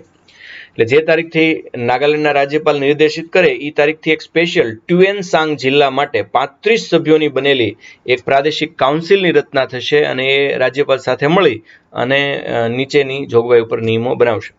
નાગાલેન્ડ રાજ્યના નિર્માણની તારીખથી લઈને 10 વર્ષ સુધી નીચેની વ્યવસ્થા લાગુ થશે, જેની અવધિ ક્ષેત્રીય પરિષદની ભલામણથી રાજ્યપાલ દ્વારા વધારી પણ શકાશે. નાગાલેન્ડ જ્યારથી બન્યું ત્યારથી 10 વર્ષ સુધી તો આ વ્યવસ્થાઓ લાગુ થશે, અને પછી છે ક્ષેત્રીય પરિષદ જો ભલામણ કરે તો આ રાજ્યપાલ વધારી શકશે. એમાં કઈ કઈ બાબતો છે, તો એક ટ્યુએન સાંગ જિલ્લાનો વહીવટ તો રાજ્યપાલ જ કરશે, એટલે હજી આજની તારીખે પણ એ પછાત વિસ્તારનો વહીવટ રાજ્યપાલ કરે છે. કેન્દ્ર સરકાર દ્વારા નાગાલેન્ડ રાજ્યને આપવામાં આવેલા નાણાં રાજ્યપાલ પોતાની વિવેક બુદ્ધિથી ટ્યુએન સાંગ અને રાજ્યના અન્ય જિલ્લાઓ વચ્ચે વહેંચણી કરશે. પહેલા ટ્યુએન સાંગને જેટલું જોઈતું હોય, મતલબ જેટલું જોઈતું એટલે કાયદેસર હોય એટલું આપી દેવાનું, પછી બધા જિલ્લાની વહેંચણી કરવાની. રાજ્યપાલ ટ્યુએન સાંગ જિલ્લામાં શાંતિ, ઉન્નતિ અને સુશાસન માટે કાયદાઓ બનાવી શકશે. ટ્યુએન સાંગ જિલ્લામાં શાંતિ, ઉન્નતિ અને સુશાસન માટે અલગ નિયમો બનાવવાની જરૂરિયાત રાજ્યપાલને લાગે તો રાજ્યપાલ બનાવશે. ટ્યુએન સાંગ જિલ્લાથી સંબંધિત બધા જ વિષયો પર અંતિમ નિર્ણય રાજ્યપાલ પોતાના વિવેકથી લેશે. આ સ્પેશિયલ જિલ્લો છે, અહીંયા છે તમને મેં કહ્યું એમ અલગ જાતિના લોકો છે એ વસે છે, અને એટલા માટે રાજ્યપાલ પોતાના વિવેકથી આ જિલ્લાના સંબંધિત નિર્ણયો છે લે છે. નાગાલેન્ડ વિધાનસભામાં બેઠકોની સંખ્યા ઓછામાં ઓછી 46 રહેશે, અને તેની ઉપર બંધારણનો અનુચ્છેદ 170 લાગુ થશે નહીં, કારણ કે 170 એવું સ્પષ્ટપણે લખ્યું છે કે વિધાનસભાની ઓછામાં ઓછી સીટ કેટલી હોવી જોઈએ, 60, પણ 170નો નિયમ અહીંયા નાગાલેન્ડમાં વસ્તી ઓછી હોવાના કારણે લાગુ પડતો નથી, એટલે આપણે અપવાદમાં એને 46 સીટ છે આપી છે. બંધારણના અનુચ્છેદ 54, 55 અને 80.4માં વિધાનસભાના ચૂંટાયેલા સભ્યોને રાષ્ટ્રપતિ તથા રાજ્યસભાના સભ્યો ચૂંટણીમાં મતદાન કરવાની સત્તા આપવામાં આવી છે. એ ઉપરાંત બંધારણના અનુચ્છેદ 54, 55 અને 84માં વિધાનસભાના જે ચૂંટાયેલા સભ્યો હોય, એટલે કે આમાં નાગાલેન્ડમાં જે વિધાનસભાના સભ્યો ચૂંટાયા હોય એને રાજ્યસભા અને રાષ્ટ્રપતિ બંનેની ચૂંટણીમાં મતદાન કરવાની સત્તા આપી છે. એ ઉપરાંત ટ્યુએન સાંગની ક્ષેત્રીય પરિષદ દ્વારા ચૂંટાયેલા નાગાલેન્ડની વિધાનસભાના સભ્યોને પણ આ હક પ્રાપ્ત થશે. આ ઉપરાંત ટ્યુએન સાંગમાં ક્ષેત્રીય પરિષદ દ્વારા ચૂંટાય છે, ઝોનલ કાઉન્સિલ દ્વારા, તો એ પણ વિધાનસભાના સભ્યોને પણ પ્રાપ્ત થશે. નાગાલેન્ડની વિધાનસભાના સભ્યોને જે હક છે એમને પણ પ્રાપ્ત થશે. ત્યારબાદ અસમ રાજ્યની ખાસ જોગવાઈ. અનુચ્છેદ 371B અંતર્ગત અસમ, અહીંયા 3 રાજ્યો આવ્યા, 371 અંતર્ગત આસામ, ગુજરાત અને મહારાષ્ટ્ર. ત્યારબાદ 371A માં આવ્યું નાગાલેન્ડ, હવે 371B માં આવ્યું અસમ. 371B અંતર્ગત અસમ રાજ્ય માટે ખાસ જોગવાઈ દાખલ આપણે કરી છે. 22મા સુધારા 1969 થી આપણે અસમને પણ ખાસ રાજ્યનો દરજ્જો આપ્યો છે. એક તો રાષ્ટ્રપતિને એવી સત્તા આપી દીધી કે જરૂર પડે તો અસમની વિધાનસભાની અંદર એક સમિતિની રચના પોતે રાષ્ટ્રપતિ કરી શકે છે. આ સમિતિની અંદર એવા સભ્યો રહેશે કે જેમને અસમની અંદર કદાચ પહેલા ન્યાય નહોતો મળતો અને એમને વિકાસની જરૂરિયાત હોય, એવા લોકો માટે એવા લોકો દ્વારા બનેલી સમિતિ રચી શકાય છે વિધાનસભામાં રાષ્ટ્રપતિ દ્વારા. તો એમના વિકાસ માટે છે અને એમાં કંઈ ખોટું નથી. જનજાતીય ક્ષેત્રોમાંથી, જે આદિજાતિ છે એમના ક્ષેત્રોમાંથી ચૂંટાયેલા વિધાનસભાના સભ્યો એ આ સમિતિના સભ્યો હશે. કેમાંથી ચૂંટવાના? તો એ જનજાતીય ક્ષેત્રમાંથી, એટલે કે જે આદિજાતિના લોકો રહે છે આસામમાં, ત્યાંથી જે ચૂંટાયેલા સભ્યો હશે એ આ સમિતિના સભ્યો બનશે. તેમજ વિધાનસભાના બાકીના ક્ષેત્રો સંબંધિત એટલા સભ્યો હશે જેટલા રાષ્ટ્રપતિ દ્વારા આદેશ આપવામાં આવ્યો અથવા નિર્દેશિત કરવામાં આવ્યો. બાકીના ક્ષેત્રોમાંથી તે નહીં હોય એવું નથી કહ્યું, પણ રાષ્ટ્રપતિ નિર્દેશિત કરે એટલા બાકીના ક્ષેત્રમાંથી પણ હશે. તો એની ખાસ જોગવાઈ છે. આ ઉપરાંત સમિતિની જોગવાઈ ખાસ આસામની ગણાય. ત્યારબાદ 371C મણિપુર રાજ્યને 27મા સુધારા 1971 થી એ ખાસ રાજ્ય બનાવવામાં આવ્યું. એમાં મણિપુરના જે પહાડી ક્ષેત્રો છે એની વિશેષ જોગવાઈ છે, કારણ કે હજી આજની તારીખમાં મણિપુરના પહાડી ક્ષેત્રોમાં જે આદિજાતિ વસે છે એમને સમાંતર શ્રેણીમાં લાવવા માટે સરકાર ખૂબ જ પ્રયત્નશીલ છે. તો રાષ્ટ્રપતિ પોતાના આદેશ અનુસાર મણિપુરના રાજ્યપાલને વિશેષ જવાબદારી આપી શકે છે. મણિપુરના જે રાજ્યપાલ છે અને આપણા રાષ્ટ્રપતિ છે એ ખાસ આદેશ કરી અને વિશેષ જવાબદારી સોંપી શકે છે. એમાં શું હોય તો કે એક તો એના અંતર્ગત રાજ્યની વિધાનસભામાં એક સમિતિની રચના કરવામાં આવે જે રાજ્યના પર્વતીય ક્ષેત્રોમાંથી ચૂંટાઈ આવેલા વિધાનસભાના સભ્યો દ્વારા બનેલી હશે. એટલે આમાં પણ મણિપુરમાં પણ રાજ્યની વિધાનસભામાં રાષ્ટ્રપતિ કહે તો રાજ્યપાલ એક સમિતિની રચના કરી શકે છે, અને એ સમિતિની અંદર મોટા ભાગના એવા સભ્યો છે જે પર્વતીય ક્ષેત્રોમાંથી, પછાત વિસ્તારમાંથી ચૂંટાઈને આવ્યા હોય. રાજ્યપાલ દર વર્ષે પર્વતીય ક્ષેત્રોથી સંબંધિત રિપોર્ટ રાષ્ટ્રપતિને આપશે. આ પર્વતીય ક્ષેત્રોમાં લોકોની પરિસ્થિતિ કેવી છે એ ખાસ રાષ્ટ્રપતિ જાણવા માંગે છે, એટલે રાજ્યપાલ છે દર વર્ષે આ રિપોર્ટ એક ખાસ આપશે. કેન્દ્ર સરકારની કાર્યપાલિકાની સત્તા પર્વતીય વિસ્તારના પ્રશાસન વિશે રાજ્ય સરકારને સલાહ અને નિર્દેશ આપવા સુધીની રહેશે. આપણે કેન્દ્ર સરકાર ખરી નરેન્દ્ર મોદીની સરકાર, પણ નરેન્દ્ર મોદીની સરકાર આ પર્વત ઉપર લાગુ પડે કે કેમ? તો કે પડે જ ને. આ પર્વતીય વિસ્તારમાં પ્રશાસન વિશે એ માત્ર છે મણિપુર રાજ્યને છે એ સલાહ છે આપશે, મણિપુરના વિસ્તારમાં સલાહ આપશે, બીજું કંઈ કરશે નહીં. ઓલાને યોગ્ય લાગશે તો પાલન કરશે, નહીં તો નહીં કરે. આંધ્રપ્રદેશ રાજ્ય અંગેની ખાસ જોગવાઈ 371D અંતર્ગત આંધ્રપ્રદેશ રાજ્ય માટે પણ આપણે ખાસ જોગવાઈ કરી છે. એ 32મો સુધારો 1973 ભાગ 21 આમાં 371D આપણે ઉમેર્યો.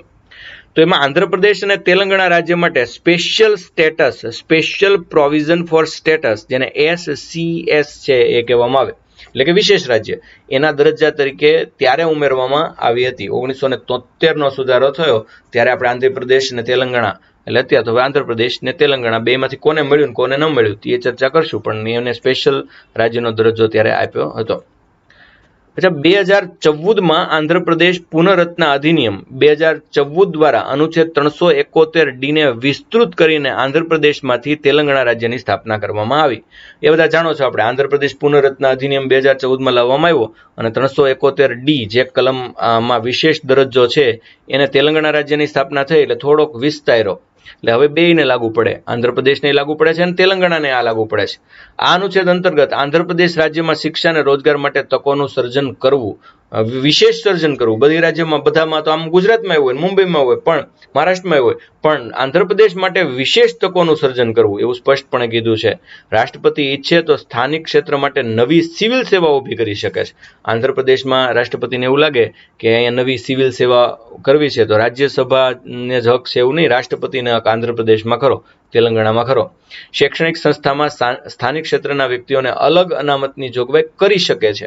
ત્યાંના કેટલાક વિવાદિત વિસ્તારો છે કે જ્યાં એકદમ ગરીબ પ્રજા BPL બિલો પોવર્ટી લાઇન જીવે છે, તો એમને છે એ આવી અનામતની જોગવાઈ રાષ્ટ્રપતિ શૈક્ષણિક સંસ્થામાં પણ કરી શકશે. રાષ્ટ્રપતિ રાજ્યના સિવિલ સર્વન્ટોની ફરિયાદ અને વિવાદને ઉકેલવા માટે સ્પેશિયલ કમિટીની નિમણૂક કરી શકે છે. ત્યાંના લોકોના જે સિવિલ સર્વન્ટની ફરિયાદ હોય અથવા એનો વિવાદ હોય તો એ ઉકેલવા માટે અહીંયા સ્પેશિયલ કમિટીની નિમણૂક થાય છે. આ કમિટી લોકસેવામાં ભરતી, ફાળવણી, બઢતી વગેરે સંબંધિત ફરિયાદો અને વિવાદોની સુનાવણી કરશે.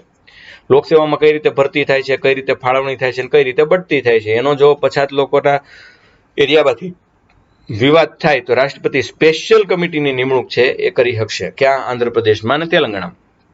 આંધ્રપ્રદેશ પોતાની વિશેષ રાજ્ય તરીકે આર્થિક સહાય માંગે છે. એ આંધ્રપ્રદેશ વિશેષ રાજ્ય છે એટલે એને થોડીક નાણાકીય વિશેષ સહાય એ દર વખતે આંધ્રપ્રદેશ માંગતું આવ્યું છે. 371E સંસદને આંધ્રપ્રદેશ રાજ્યમાં કેન્દ્રીય વિશ્વવિદ્યાલય સ્થાપવાનો અધિકાર આપવામાં આવ્યો છે, જેથી કરીને એ જાતિના લોકો છે એને રોજગારી પણ મળે અને સારું એજ્યુકેશન પણ મળે. એટલે કેન્દ્રીય વિશ્વવિદ્યાલય ત્યાં સ્થાપવાનો અધિકાર એ કોને આપવામાં આવ્યો છે? તો કે સંસદને આપવામાં આવ્યો છે. બંધારણનો 98મો સુધારો 2012 એમાં 370J ઉમેરવામાં આવ્યો. એમાં હૈદરાબાદ અને કર્ણાટકના વિકાસ માટે વિશિષ્ટ વિકાસ બોર્ડની રચના માટે હતો, પરંતુ 2014માં તેલંગાણા રાજ્ય આંધ્રપ્રદેશમાંથી છૂટું પડતા હૈદરાબાદને તેલંગાણાની રાજધાની બનાવવામાં આવી. આથી આંધ્રપ્રદેશ રાજ્યને મળતી સહાય હવે તેલંગાણા રાજ્યને મળવા લાગી. એ એવું જ છે, એ બન્યું કે 2014થી પછી તેલંગાણાને વધુ સહાય છે મળવા મળી. ત્યારબાદ 371F અંતર્ગત સિક્કિમ રાજ્ય માટે ખાસ જોગવાઈ છે એ કરી. વર્ષ 1974માં 35મો બંધારણીય સુધારો આવ્યો અને આ બધા જાણો છો કે સિક્કિમને ભારત સંઘમાં આપણે રાજ્યનો દરજ્જો છે આપ્યો. સિક્કિમ રાજ્યની વિધાનસભામાં 30 સભ્યો છે અને અનુચ્છેદ 170 એટલે ઓછામાં ઓછા 60 વાળો સિદ્ધાંતી અનુચ્છેદ 170 છે એ સિક્કિમને લાગુ પડતો નથી વસ્તીના કારણે, સ્પેશિયલ અપવાદમાં આવતું હોવાના કારણે, અને રાજ્યને 371 અંતર્ગત સ્પેશિયલ જોગવાઈ આપી હોવાના કારણે. લોકસભામાં સિક્કિમ રાજ્યને એક બેઠક આપવામાં આવશે. એ ફાઇનલ કર્યું છે કે સિક્કિમની એક બેઠક રહેશે અને આ અંતર્ગત સંપૂર્ણ સિક્કિમને એક સંસદીય ક્ષેત્ર માનવામાં આવશે. આખું સિક્કિમ એટલે એક સંસદીય ક્ષેત્ર, સમજો ને, એક વોર્ડ, અને વોર્ડમાંથી એક બેઠક એટલે જેટલા ઉભા રહે એમાંથી એક ચૂંટાશે. સિક્કિમમાં અલગ અલગ પ્રકારની જાતિઓના વિકાસ અને હિતો માટે સંસદને નીચે મુજબના અધિકાર આપવામાં આવ્યા. 1. સિક્કિમ વિધાનસભાની બેઠકો મુખ્યત્વે આ સમુદાયના લોકો માટે રાખવામાં આવે. સિક્કિમમાં જે પછાત જાતિના લોકો છે એમને વિધાનસભાની બેઠકો વધુ મળે. વિધાનસભાના ક્ષેત્રોના પુનર્નિર્ધારણમાં જો આ સમુદાયની બેઠકમાં ફેરફાર થાય તો તે વ્યક્તિ એકલો જ આ બેઠક પરથી ચૂંટણી લડી શકશે. હવે પુનર્નિર્ધારણા કરીએ અને આ સમુદાયની બેઠકમાં કઈ ફેરફાર થાય તો આ જગ્યા ઉપરથી તો ઈ સમુદાયના વ્યક્તિ જ ચૂંટણી લડી શકશે, બાકી કોઈ નહીં. એવી કડક વાત છે અહીંયા કરવામાં આવી. સિક્કિમના રાજ્યપાલને વિશેષ જવાબદારી આપવામાં આવી છે કે શાંતિ માટે અને પ્રજાની વિવિધ સામાજિક અને આર્થિક ઉન્નતિ માટે સમતાપૂર્ણ બનાવવાનો પ્રયાસ છે કરે. બધા માણસો સમાંતર લાઈનમાં આવી શકે એ માટે આ જ્ઞાતિ માટે ચોક્કસ વ્યવસ્થા કરવામાં આવે.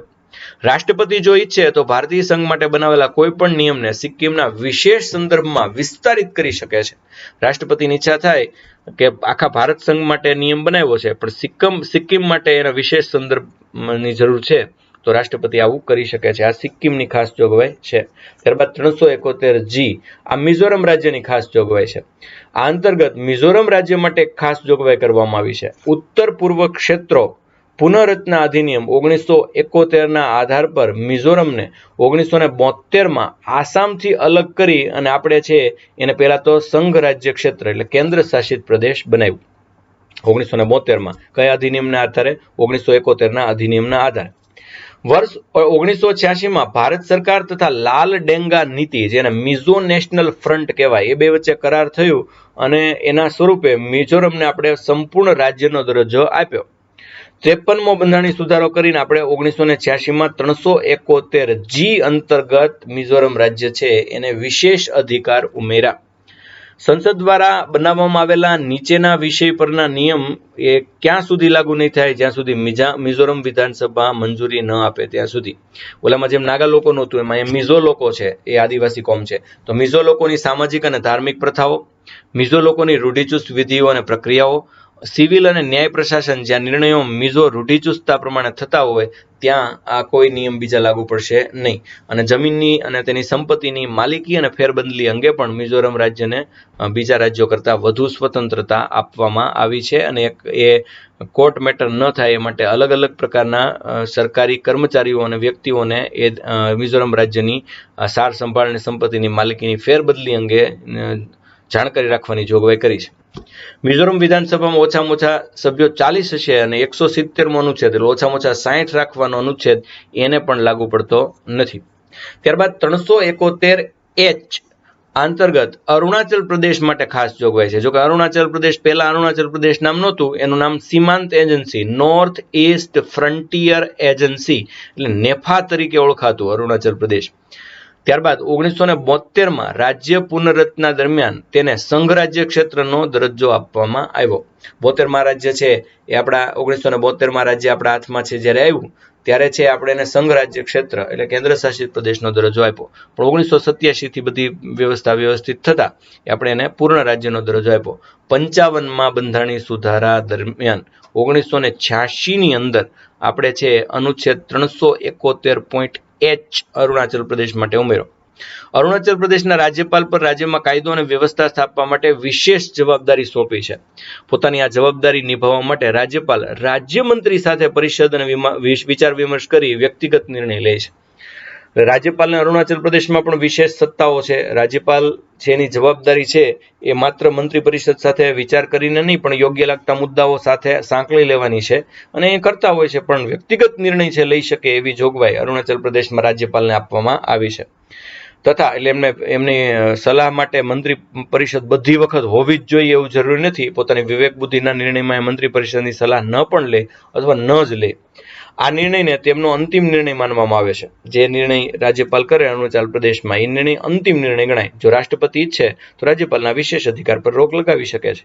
પછી તો માનો કે આવું રાજ્ય છે અરુણાચલ પ્રદેશને રાજ્યપાલ જ હેરાન કરવા માંડે તો રાજ્યપાલની વિરુદ્ધ રાષ્ટ્રપતિ પોતાના વિશેષાધિકારનો ઉપયોગ કરી અને એની વિશેષ સત્તા પર રોક લગાવી શકે છે. બીજું, અરુણાચલ પ્રદેશની વિધાનસભામાં 30 સભ્યો છે રહેશે વસ્તીના કારણે. એ આપણે અગાઉ ચર્ચા થઈ ગઈ એટલે તમને ખ્યાલ આવી ગયો. ગોવા રાજ્યની જોગવાઈ 371I. તો આ અંતર્ગત ગોવા રાજ્ય માટે ખાસ જોગવાઈ કરવામાં આવી છે. 56મો સુધારો 1987નો અધિનિયમ ગોવા છે એ આપણું અલગ છે રાજ્ય બન્યું. ગોવા રાજ્યની વિધાનસભામાં 30 સભ્યો રહેશે એવું નક્કી કરવામાં આવ્યું. તો આ ટૂંકમાં અલગ અલગ રાજ્યોની અલગ અલગ પ્રકારની સૈદ્ધાંતિક વાત મેં તમને છે એ કરી. હવે આગળ વધીએ. આંધ્રપ્રદેશ રાજ્યનો વિશેષ શ્રેણી દરજ્જો સ્પેશિયલ કેટેગરી સ્ટેટસ SCS એનો વિવાદ આંધ્રપ્રદેશને આપવું કે તેલંગાણાને આપવું કે બંનેને આપવું અને કયો દરજ્જો છે? Special category status SCS. તો 371J અંતર્ગત કર્ણાટક અને હૈદરાબાદ માટે ખાસ જોગવાઈ છે આપણે કરી. 2012થી આ અનુચ્છેદ છે ઉમેરાનો છે. 98મો આપણો સુધારો અને 2012નો અનુચ્છેદ. તો એક હૈદરાબાદ ને કર્ણાટક માટે અલગ વિકાસ બોર્ડની સ્થાપના, અલગ વિકાસ બોર્ડ અત્યાર સુધી 3 વાર આવ્યું. ત્યારબાદ એ વાત સુનિશ્ચિત કરવી કે વિકાસ બોર્ડના સંચાલનનો અહેવાલ દર વર્ષે વિધાનસભા સમક્ષ મૂકવામાં આવે. આ ઉપરાંત એ વાત ફાઇનલાઇઝ કરી કે વિકાસ બોર્ડ તો ભલે ગમે એવી રીતે આપણે ગમે એને ચૂંટીએ, પણ એનો અહેવાલ છે એ દર વર્ષે વિધાનસભા સમક્ષ રજૂ કરે, જેથી કરીને લોકોનો વિકાસ થયો છે કે નહીં ખ્યાલ આવે, અને આવા વિકાસ બોર્ડ શરૂ રાખવા કે એને સમેટી લેવા એ પણ સરકારને ખ્યાલ આવે. તો ક્ષેત્રોમાં વિકાસના ખર્ચ નાણાંની વહેંચણી સમાન રીતે કરવામાં આવે. ક્ષેત્રોમાં આવા જે ક્ષેત્રો છે, પછાત ક્ષેત્રો કર્ણાટકના હૈદરાબાદમાં, એમને નાણાંની વહેંચણી છે એ સમાન રીતે કરવામાં આવે. આ રાજ્યને પણ નાણાંની વહેંચણી બંનેને સમાન રીતે કરવામાં આવે, જેથી કરીને આ વિકાસના ખર્ચ માટે આવા ક્ષેત્રોમાં પૈસા વાપરી શકાય. શિક્ષા અને રોજગારમાં સ્થાનિક ક્ષેત્રના લોકો માટે ત્યાં અનામત બેઠક રાખવામાં આવે છે. મેં તમને કીધું કે પછાત લોકો છે એની માટેની આ આખી વાત છે. જે તે વિસ્તારમાં રાજ્ય સરકારના પદો પર ત્યાંના સ્થાનિક લોકો માટે અનામત રાખવામાં આવે. રાજ્ય સરકારના પદો માટે પણ સ્થાનિક વિસ્તારોમાં અનામત હોય છે. 2010માં કર્ણાટકની વિધાનસભા તથા વિધાન પરિષદ દ્વારા હૈદરાબાદ કર્ણાટક ક્ષેત્ર માટે વિશેષ જોગવાઈ કરવામાં આવી, સંકલ્પના કરવામાં આવી. 2010માં કર્ણાટકની વિધાનસભા અને વિધાન પરિષદ અને હૈદરાબાદ છે એના માટે, હૈદરાબાદ ને કર્ણાટક ક્ષેત્ર એની માટે વિશેષ જોગવાઈ તથા વિશેષ સંકલ્પના કરવામાં આવી. અચ્છા, SCS છે શું સાહેબ? આંધ્રપ્રદેશને આપણે પહેલા SCS માં સમાવિષ્ટ કર્યું હતું, પછી જે વિવાદ થયો એની ચર્ચા કરીએ. રાજ્યો માટે વિશેષ શ્રેણી દરજ્જો SCS સ્પેશિયલ કેટેગરી સ્ટેટસ ભારતીય બંધારણમાં વિશેષ દરજ્જો આપવા માટેની કોઈ જોગવાઈ કરવામાં આવી નથી. નો જ હોય ને, કારણ કે આ થોડાક ભેદભાવ વાળી વાત છે, કેટલાક લોકોને લાગે છે. એવી વાત તો આપણી સરકાર કરતી નહીં, પણ ભેદભાવ નથી. આ રાજ્યો એવા છે કે કાં તો કેન્દ્રને એની પાસેથી કંઈક ઝાઝું બધું લેવાનું છે, કાં તો એવા રાજ્ય છે કે જે કેન્દ્રને સૌથી વધુ ટેક્સ આપે છે, કાં તો એવા રાજ્ય છે કે જેમની પાસેથી કેન્દ્રને ઘણી બધી અપેક્ષાઓ છે.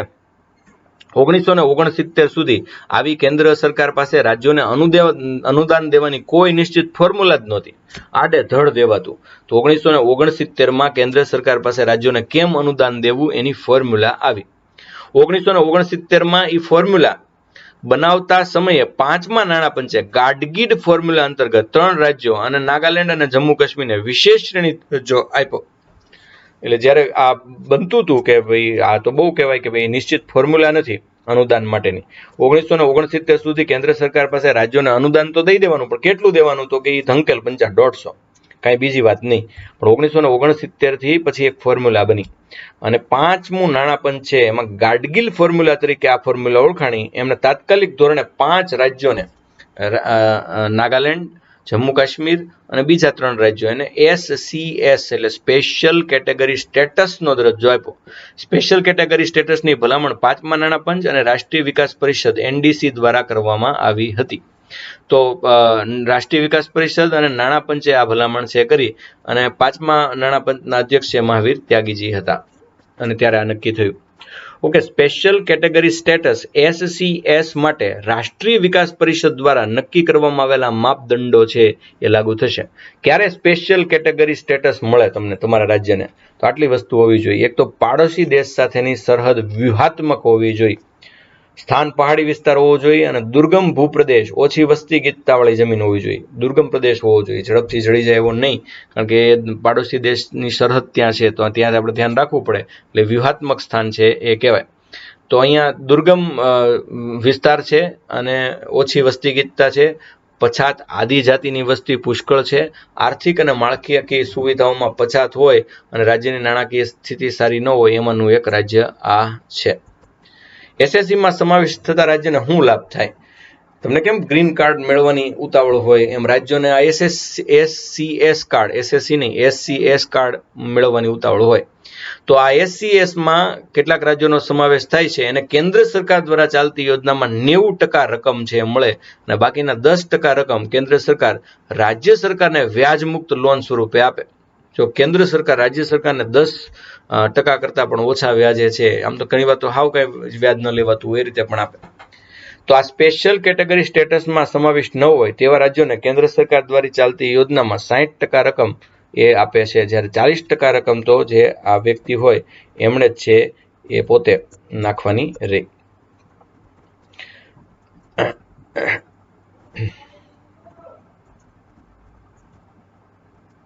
તો આટલો લાભ છે એ કોને મળે? SCS માં સમાવિષ્ટ રાજ્યોને મળે. હવે ગાડગીલ ફોર્મ્યુલા હમણાં કીધું કે એના પ્રમાણે SCS આવ્યું. તો ગાડગીલ ફોર્મ્યુલા હતી શું? તો ગાડગીલ ફોર્મ્યુલા અંતર્ગત કેન્દ્ર સરકાર એટલે નરેન્દ્ર મોદીની એની સરકાર દ્વારા રાજ્યોને આપવામાં આવતી કુલ સહાયતામાંથી 30% રકમ SCS રાજ્યોને અને બાકીની 70% રકમ SCS માં સમાવેશ ન હોય તેવા રાજ્યોને આપવામાં આવે છે. નવા નિયમ પ્રમાણે જે કેન્દ્રને આવક થાય રાજ્યોમાંથી એમાંથી 30% તો એને આ SCS રાજ્યો જેટલા છે એમને આપી દેવાના અને બાકીના 70%માં બધાને સમજવાનું રહે. તો અન્ય કહેવાય કે નહીં? તો કહેશો સાહેબ આ તો સમાન સિવિલ કોડનો ભંગ છે, પણ બંધારણમાં લખેલું કંઈ પણ વસ્તુ સમાન સિવિલ કોડનો ભંગ કહેવાય નહીં. જેમ કે આ ફેરવવું હોય તો બંધારણ ફેરવવું પડે, સંસદ સુધારો કરે તો આ નીકળી જાય. અને આમે થોડાક સમય પછી લગભગ આ બધું જવાનું જ છે. તો આવી 30% રકમ SCS માં સમાવિષ્ટ રાજ્યોને આપવામાં આવે છે. આ રાજ્યોમાં ઉદ્યોગોને આકર્ષવા એક્સાઇઝ અને કસ્ટમ ડ્યુટી, ઇન્કમ ટેક્સ અને કોર્પોરેટ ટેક્સ આ બધામાં છૂટછાટ હોય. નાણાકીય વર્ષમાં ગ્રાન્ટમાંથી વધેલા નાણાં આગામી નાણાકીય વર્ષની ગ્રાન્ટમાં પાછા ઉમેરી દેવામાં આવે છે. SCS નો અમલ ચોથી પંચવર્ષીય યોજના દરમિયાન કરવામાં આવ્યો. આપણી ચોથી પંચવર્ષીય યોજના શરૂ હતી ત્યારે તમે બધા જાણો છો કે ગાડગીલજીએ આપેલી ફોર્મ્યુલા પ્રમાણે આપણે સ્પેશિયલ સ્ટેટસ કેટલાક રાજ્યોને છે એ આપ્યું, સ્પેશિયલ કેટેગરી સ્ટેટસ છે આપ્યું અને એ પ્રમાણેની વહેંચણી પૈસાની છે કરી. તો આ પંચવર્ષીય યોજના દ્વારા રાજ્યો વચ્ચે મહેસૂલી આવક અને સંસાધનોની વહેંચણી ધનંજય રામચંદ્ર ગાડગીલ દ્વારા આપવામાં આવેલી ફોર્મ્યુલા દ્વારા કરવામાં આવી અને એનું નામ પડી ગયું ગાડગીલ ફોર્મ્યુલા. આ યોજના અંતર્ગત વિકાસના હેતુઓ માટે નાણાં અને સંસાધનોનું વિતરણ બંધારણની અનુચ્છેદ 382 અંતર્ગત કરવામાં આવ્યું છે. ગાડગીલ ફોર્મ્યુલા મુજબ છે એ જે વિકાસ કરવો હોય તો એના હેતુ અને નાણાં અને એનું વિતરણ એ બંધારણના અનુચ્છેદ 382 અંતર્ગત છે એ આવા રાજ્યોને છે કરવામાં આવે. SSC માં સમાવિષ્ટ રાજ્યોની યાદી. તો 65માં જમ્મુ કાશ્મીર, આસામ અને નાગાલેન્ડનો સમાવેશ કરવામાં આવ્યો, જેમાં હવે જમ્મુ કાશ્મીર બાકાત છે. ત્યારબાદ બીજા 8 રાજ્યોનો સમાવેશ છે કરવામાં આવ્યો. હાલમાં કુલ 10 રાજ્યો SCS માં સમાવિષ્ટ છે. આ રાજ્યો વર્ષ 2014-15 સુધીના SCSના બધા જ લાભો મેળવતા હતા. ત્યારબાદ 14માં નાણાપંચની ભલામણો પ્રમાણે થોડાક ફેરફાર કરવામાં આવ્યા. શું કરી નાણાપંચે ભલામણો અને કેમ આ સ્પેશિયલ દરજ્જો આપેલા રાજ્યોને છે એ પૈસા કેમ નહીં આપવાના? તો નાણાપંચે કીધું 14માં નાણાપંચે ભલામણ કરી ફાઇનાન્સ કમિશન્સ રિકમેન્ડેશન. તો આ 14માં નાણાપંચ દ્વારા SCS નો દરજ્જો માત્ર ઉત્તર પૂર્વી રાજ્યો અને 3 પહાડી રાજ્યો પૂરતો સીમિત કરી નાખવામાં આવ્યો. અન્ય કોઈ રાજ્યને આવો લાભ આપી શકાય નહીં. આ તો માત્ર કોના માટે છે? ઉત્તર પૂર્વી રાજ્યો માટે, ને એમાં 3 પહાડી રાજ્યો પૂરતો સીમિત કરી દીધો. એટલે હવે કોઈ પણ રાજ્યને SCS નો દરજ્જો આપવામાં આવશે નહીં. કારણ કે SCS નો દરજ્જો આપવો એ પણ સમાન સિવિલ કોડની ભંગ ગણાય. આંધ્રપ્રદેશ રાજ્યને SCS રાજ્યના મૌદ્રિક સમકક્ષનો દરજ્જો આપવામાં આવ્યો. આંધ્રપ્રદેશને પણ એ મૌદ્રિક સમકક્ષ એટલે લગભગ હારવાર મોનેટરી એજ્યુકેશન એ કહેવાય. ત્યારબાદ આંધ્રપ્રદેશ રાજ્યોને અન્ય માધ્યમો દ્વારા SCS રાજ્યની સમકક્ષ 90% ધનરાશિ આપવામાં આવશે. આંધ્રપ્રદેશ અને અન્ય રાજ્યોને અન્ય માધ્યમ દ્વારા SCS રાજ્યની સમકક્ષ 90% ધનરાશિ આપવામાં આવશે. બહુ મોટી વાત છે. દરેક રાજ્યમાં સંસાધનોની વહેંચણી કર વિતરણ દ્વારા કરવામાં આવે છે. કર વિતરણ દ્વારા એટલે કર જે આવ્યો હોય એનું વિતરણ છે કરી દેવામાં આવે છે. મહેસૂલી આવકમાં રાજ્યનો હિસ્સો 32% થી વધારીને સરકારે 42%, લગભગ અડધો અડધ કર્યો છે અને એમાં કંઈ ખોટું છે નહીં. એ ઉપરાંત એક રઘુરામ સમિતિ બેઠી હતી. તો આ રઘુરામ સમિતિ દ્વારા 2013માં એક વિશેષ શ્રેણી દરજ્જો આપવામાં કેટલાક ફેરફાર કરવાની ભલામણ કરવામાં આવી હતી, જેમાં રાજ્યો વચ્ચે આવશ્યકતા અનુસાર ધનની વહેંચણી માટે અલ્પ વિકાસ સૂચકાંક અંડર ડેવલપમેન્ટ ઇન્ડેક્સનું નિર્માણ કરવામાં આવ્યું અને 10 માપદંડો પણ સૂચવવામાં આવ્યા. તો આ રઘુરામ કમિટીના રિકમેન્ડેશન હતા. આમ તો 2013માં એ વિશેષ શ્રેણી દરજ્જો આપવામાં કેટલાક ફેરફાર કરવાની ભલામણ કરવામાં આવી, જેમાં રાજ્યો વચ્ચે આવશ્યકતા અનુસાર ધનની વહેંચણી માટે અલ્પ વિકાસ સૂચકાંકનું નિર્માણ કરવામાં આવ્યું. એટલે કે જેની આવશ્યકતા હોય એ અનુસાર ધન વહેંચણી માટે અલ્પ વિકાસ સૂચકાંકનું નિર્માણ કરવામાં આવ્યું અને એમાં 10 માપદંડ રાખવામાં આવ્યા. આ માપદંડ 10 જે રાખવામાં આવ્યા છે એ 10 માપદંડના આધારે જ સૂચકાંક તૈયાર કરવામાં આવે છે. અને ચાલો હું તમને 10 માપદંડ અહીંથી કહી દઉં. આ 10 માપદંડ છે. એક માસિક પ્રતિ વ્યક્તિ ખર્ચ.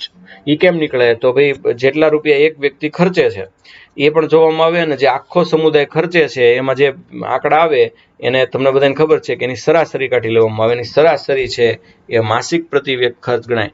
શિક્ષાના આંકડા, સ્વાસ્થ્યના આંકડા, ઘરેલું સુવિધાઓના આંકડા, ગરીબી દરના આંકડા, મહિલા સાક્ષરતાના આંકડા, SC/ST જનસંખ્યાનું પ્રમાણ 8, શહેરીકરણનો દર 9, નાણાકીય સમાવેશ અને કનેક્ટિવિટી, આટલાની ચર્ચા 10 મુદ્દાની ચર્ચા છે એ કરવામાં આવે અને એના આધારે રાજ્ય કેટલું વિકસિત કે ઓછું વિકસિત એની માહિતી છે તૈયાર કરવામાં આવે. આવા રાજ્યોને કેન્દ્રીય સહાયતા આપવામાં આવે છે. આ બધા રાજ્યો એવા છે કે જેમને કેન્દ્ર સહાય કરે છે. SC/S માટે આંધ્રપ્રદેશ સરકાર દ્વારા રજૂ કરવામાં આવેલા તથ્યો. 2014માં તેલંગાણા રાજ્ય આંધ્રપ્રદેશથી જુદું પડ્યું. આંધ્રપ્રદેશને જે લાભ મળતા હતા એ બધા જ લાભ છે હવે કોને મળવા મળ્યા? તો તેલંગાણાને. અને એના કારણે રાજ્યની નાણાકીય સ્થિતિ આંધ્રની નબળી પડી. આંધ્રપ્રદેશનું વિભાજન આંધ્રપ્રદેશ રીઓર્ગેનાઇઝેશન એક્ટ 2014 અંતર્ગત કરવામાં આવ્યું હતું. એટલે આંધ્રપ્રદેશના 2 ભાગ પડ્યા હતા. એક ભાગ તો આંધ્રપ્રદેશ જ રહ્યો જ્યારે બીજો તેલંગાણા છે એ કહેવાનો. તે સમયે સરકાર દ્વારા સંસદમાં આંધ્રપ્રદેશ રાજ્યને 5 વર્ષ માટે SC/Sમાં સમાવિષ્ટ કરવાનું કહેવામાં આવ્યું હતું. જ્યાં સુધી બંને રાજ્યો વચ્ચે ઉકેલ ન આવે ત્યાં સુધી સરકારે મુત્સદ્દીગીરું કામ કરી અને એવું કીધું કે ભાઈ SC/Sમાં જે આપણે રાજ્યોને રાખ્યા છે આંધ્રપ્રદેશને એને 5 વર્ષ વધારી દો જેથી 5 વર્ષ સુધી શાંતિ રહે. કેન્દ્ર સરકાર દ્વારા આંધ્રપ્રદેશને જરૂરિયાત માટેના કુદરતી સંસાધનો પૂરા પાડવામાં પણ મદદ કરશે. હવે કેન્દ્ર સરકાર આ SC/S વાળાને જરૂરી હોય ત્યાં નાણાંની મદદ પણ કરશે, કુદરતી સંસાધનો પણ પૂરા પાડશે.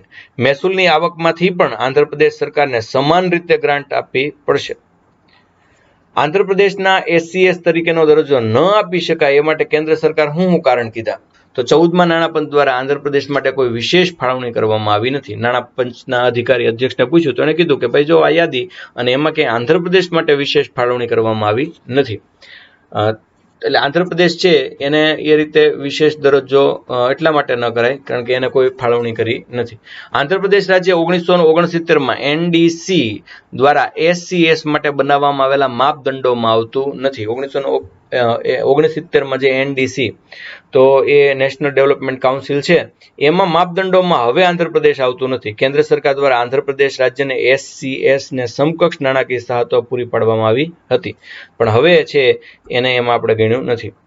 સ્પેશિયલ કેટેગરી સ્ટેટસ SC/S તથા સ્પેશિયલ સ્ટેટસ CS અથવા સ્પેશિયલ પ્રોવિઝન CP આ બધા વચ્ચેનો તફાવત સમજાવો. ઓકે, અત્રે નોંધનીય છે કે SCS એટલે સ્પેશિયલ રાજ્ય ગણાય અને special status special provision four status એટલે એમાં વિશેષ રાજ્યનો દરજ્જો, ઓલામાં રાજ્યમાં વિશેષ શ્રેણીનો દરજ્જો વચ્ચે તફાવત રહેલો છે. એની તફાવત બરાબર આપણે સમજવાનો છે. તો સ્પેશિયલ કેટેગરી સ્ટેટસમાં સમાવિષ્ટ રાજ્યોને નાણાકીય, આર્થિક અને વહીવટી સુવિધાઓ કેન્દ્ર સરકાર દ્વારા વિશેષ રૂપથી પૂરી પાડવાનો હેતુ છે. એટલે કોઈ એક રાજ્યમાં છે એ જમીનદારો ને બધા હેરાન કરતા હોય અને રાજ્યોને યોગ્ય વ્યવસ્થા પૂરી પાડવા ન દેતા હોય તો વડાપ્રધાન છે એમના અંગેની ફરિયાદ રાષ્ટ્રપતિને મોકલાવી અને કોર્ટ થ્રુ મોકલી શકે છે. Special status special provision four status માં આ રાજ્યોનો બંધારણીય જોગવાઈ ભાગ 21માં અનુચ્છેદ 371 અંતર્ગત ધારાકીય અને રાજનૈતિક અધિકારો આપે છે. આપણે જે SC/S છે special status special provision four status એટલે કે વિશેષ રાજ્યનો દરજ્જો, જો રાજ્યનો વિશેષ શ્રેણી દરજ્જો નહીં વિશેષ રાજ્યનો દરજ્જો તો એ ભાગ 21 અનુચ્છેદ 371 અંતર્ગત અલગ અલગ પ્રકારના અધિકાર એમાં પણ આપવામાં આવ્યા છે. તો આ આખી છે આપણા રાજ્યોની વાત હતી. SC/S એટલે સ્પેશિયલ રાજ્યો એ આખા અલગ વસ્તુ છે અને એક વિશેષ રાજ્યનો દરજ્જો આ પણ અલગ વસ્તુ છે. તો હવે ત્યારબાદ જ્ઞાન ગોષ્ઠી તમારા અમારા સવાલ જવાબ એ ભાગ 53 એટલે ગઈકાલે જે આપણે બજેટ લીધું એ લેક્ચર દરમિયાન મેં તમને જે પ્રશ્નો તમે મને પૂછ્યા હતા ગઈકાલે એવું બન્યું કે આગલા દિવસના પ્રશ્નો આવી ગયા અને એટલે મને એમ થયું કે ચાલુ આ તો મારાથી ભૂલ થઈ. એટલે કોમ્પ્યુટરમાં નાખતી વખતે જે ટેકનોલોજીકલ ડિપાર્ટમેન્ટ હોય એમની ભૂલ થઈ પણ મેં કીધું એ તો એમની ભૂલ મારી જ ભૂલ કહેવાય ને એટલે આપણે છે એ ભૂલનું પ્રાયશ્ચિત કરીએ અને પ્રાયશ્ચિત માટે આજે નવી વસ્તુ કરી કે સવાલની સાથે જવાબ પણ પહેલી વાર આપ્યા. પ્રશ્ન 1 યુપીએસસીની ભરતી પરીક્ષા કાર્યક્રમ માટે RTS 2021નું એક લિસ્ટ ફરે છે એ સાચું છે? રવિભાઈ ગોજીએ પૂછ્યું. રવિભાઈ યુપીએસસીની માન્યતા પ્રાપ્ત સાઇટ છે યુપીએસસી એવું સાઇટનું નામ છે અને એમાં દર વખતે એક વિભાગ હોય છે ન્યૂ, એમાં જે નોટિફિકેશન પ્રકાશિત થઈ હોય તો એની ઉપર વિશ્વાસ કરવાનો, અન્ય કોઈ નોટિફિકેશન પર તમારે વિશ્વાસ કરવો નહીં. આ હું તમને અંગત સલાહ આપું છું કારણ કે વોટ્સઅપમાં તો ઘણું બધું એવું ફરે છે કે જે જગતમાં ક્યારેય બન્યું ન હોય. વોટ્સઅપમાં તો સારું કોઈ કોટેશન હોય તો કાં સ્વામી વિવેકાનંદ બોલ્યા હોય, કાં શેક્સપિયર બોલ્યો હોય. શેક્સપિયરને સ્વામી વિવેકાનંદ નહીં ન ખબર હોય એવા કોટેશન એના નામથી ફરે છે. એટલે વોટ્સઅપ તો કંઈ પેલું છે નહીં માન્યતા પ્રાપ્ત, એટલે એમાં નોટિફિકેશન છતાં પણ તમારે નોટિફિકેશન કન્ફર્મ કરવું હોય તો નીચે યોગ્ય રીતે સહી જોઈ લેવી, તારીખ જોઈ લેવી અને નોટિફિકેશન વાંચી જવું, પણ લગભગ એવું હોતું નથી. આવા નોટિફિકેશન 2021ના અગાઉથી વોટ્સઅપમાં એ યુપીએસસીમાંથી કેવી રીતે લીક થાય, આ પણ પ્રશ્ન છે. ઓકે, પ્રશ્ન બીજો, વર્ષો પહેલા રેલ બજેટ ને સામાન્ય બજેટ અલગ અલગ રજૂ થતા, તો હવે શું કામ ભેગા થાય છે? તો રેલવે અને સામાન્ય બજેટનું જોડાણ કરવાનો નિર્ણય સરકારે બજેટીય સુધારા હેતુથી લીધો છે. કેમ? તો કે અલગ રેલવે બજેટની પ્રથા 1924માં બ્રિટિશ શાસનમાં આવી. કેમ કે સરકારનો આવકનો એક મોટો હિસ્સો ઘરેલું ઉત્પાદન, જેને આપણે જીડીપી કહીએ, તો એ રેલવે દ્વારા અર્જિત આવક પર આધાર રાખતું હતું. તે સમયે રેલવેથી પ્રાપ્ત આવક અનુપાતિક રૂપે વધુ હતી. અનુપાતિક એટલે હિસ્સો એનો વધુ હતો, બહુ ઝાઝો હિસ્સો હતો. રેલવેનું બજેટ ત્યારે કુલ કેન્દ્રીય બજેટના 80%થી વધુ રહેતું હતું, અને એ પરંપરા પછી શરૂ રહી. નીતિ આયોગે સરકારને વારંવાર વિનંતી કરી હતી કે આ દાયકા જૂની પરંપરા હવે ખતમ કરી નાખો. અનેક વિચાર વિમર્શ બાદ અલગ અલગ ઓથોરિટી સાથે મંથન કર્યા બાદ સરકારે રેલવે બજેટને સામાન્ય બજેટમાં સમાવવાનો નિર્ણય કરી લીધો, અને એક વ્યવહારિક વિચાર હતો. હવે જો તમે યુનિયન બજેટની સરખામણીએ રેલ બજેટનો હિસ્સો હવે અનેક ગણો ઓછો થયો છે, અને એ તો થવો જ જોઈએ, કારણ કે રેલ બજેટને જેટલું આપવાનું હતું, રેલનો જેટલો વિકાસ ભારતે કરવાનો હતો એટલો કર્યો. તો 2017માં વર્ષો જૂની પરંપરા એ તોડી અને નાણામંત્રીય જેટલી સાહેબે એ રેલવે અને સામાન્ય બજેટ પહેલી વાર એક સાથે રજૂ છે એ કર્યું. પહેલી વાર તો ન કહેવાય, પણ વળી પાછું એક સાથે રજૂ કર્યું. પ્રશ્ન 3, જે કોઈ બજેટ રજૂ કરે એની ઉંમર નક્કી હોય? દેવાયતભાઈ ડાંગર, બજેટ રજૂ કરનારની ઉંમર આમ જોઈએ તો સીધી રીતે નક્કી ન હોય, પણ લોકસભાનો સભ્ય હોય એટલે એટલી ઉંમર ઓછામાં ઓછી હોવી જોઈએ, વધુમાં વધુ ગમે તેટલી હોઈ શકે. બજેટ ઇંગ્લિશમાં રજૂ થતું હોય છે. 1955 સુધી યુનિયન બજેટ માત્ર અંગ્રેજી ભાષામાં જ રજૂ કરવામાં આવતું હતું. મતલબ બોલતી વખતે તમે ગમે એ રીતે કરી શકો, પણ એનું પેલું લિસ્ટ તો એ અંગ્રેજીમાં જ હોય.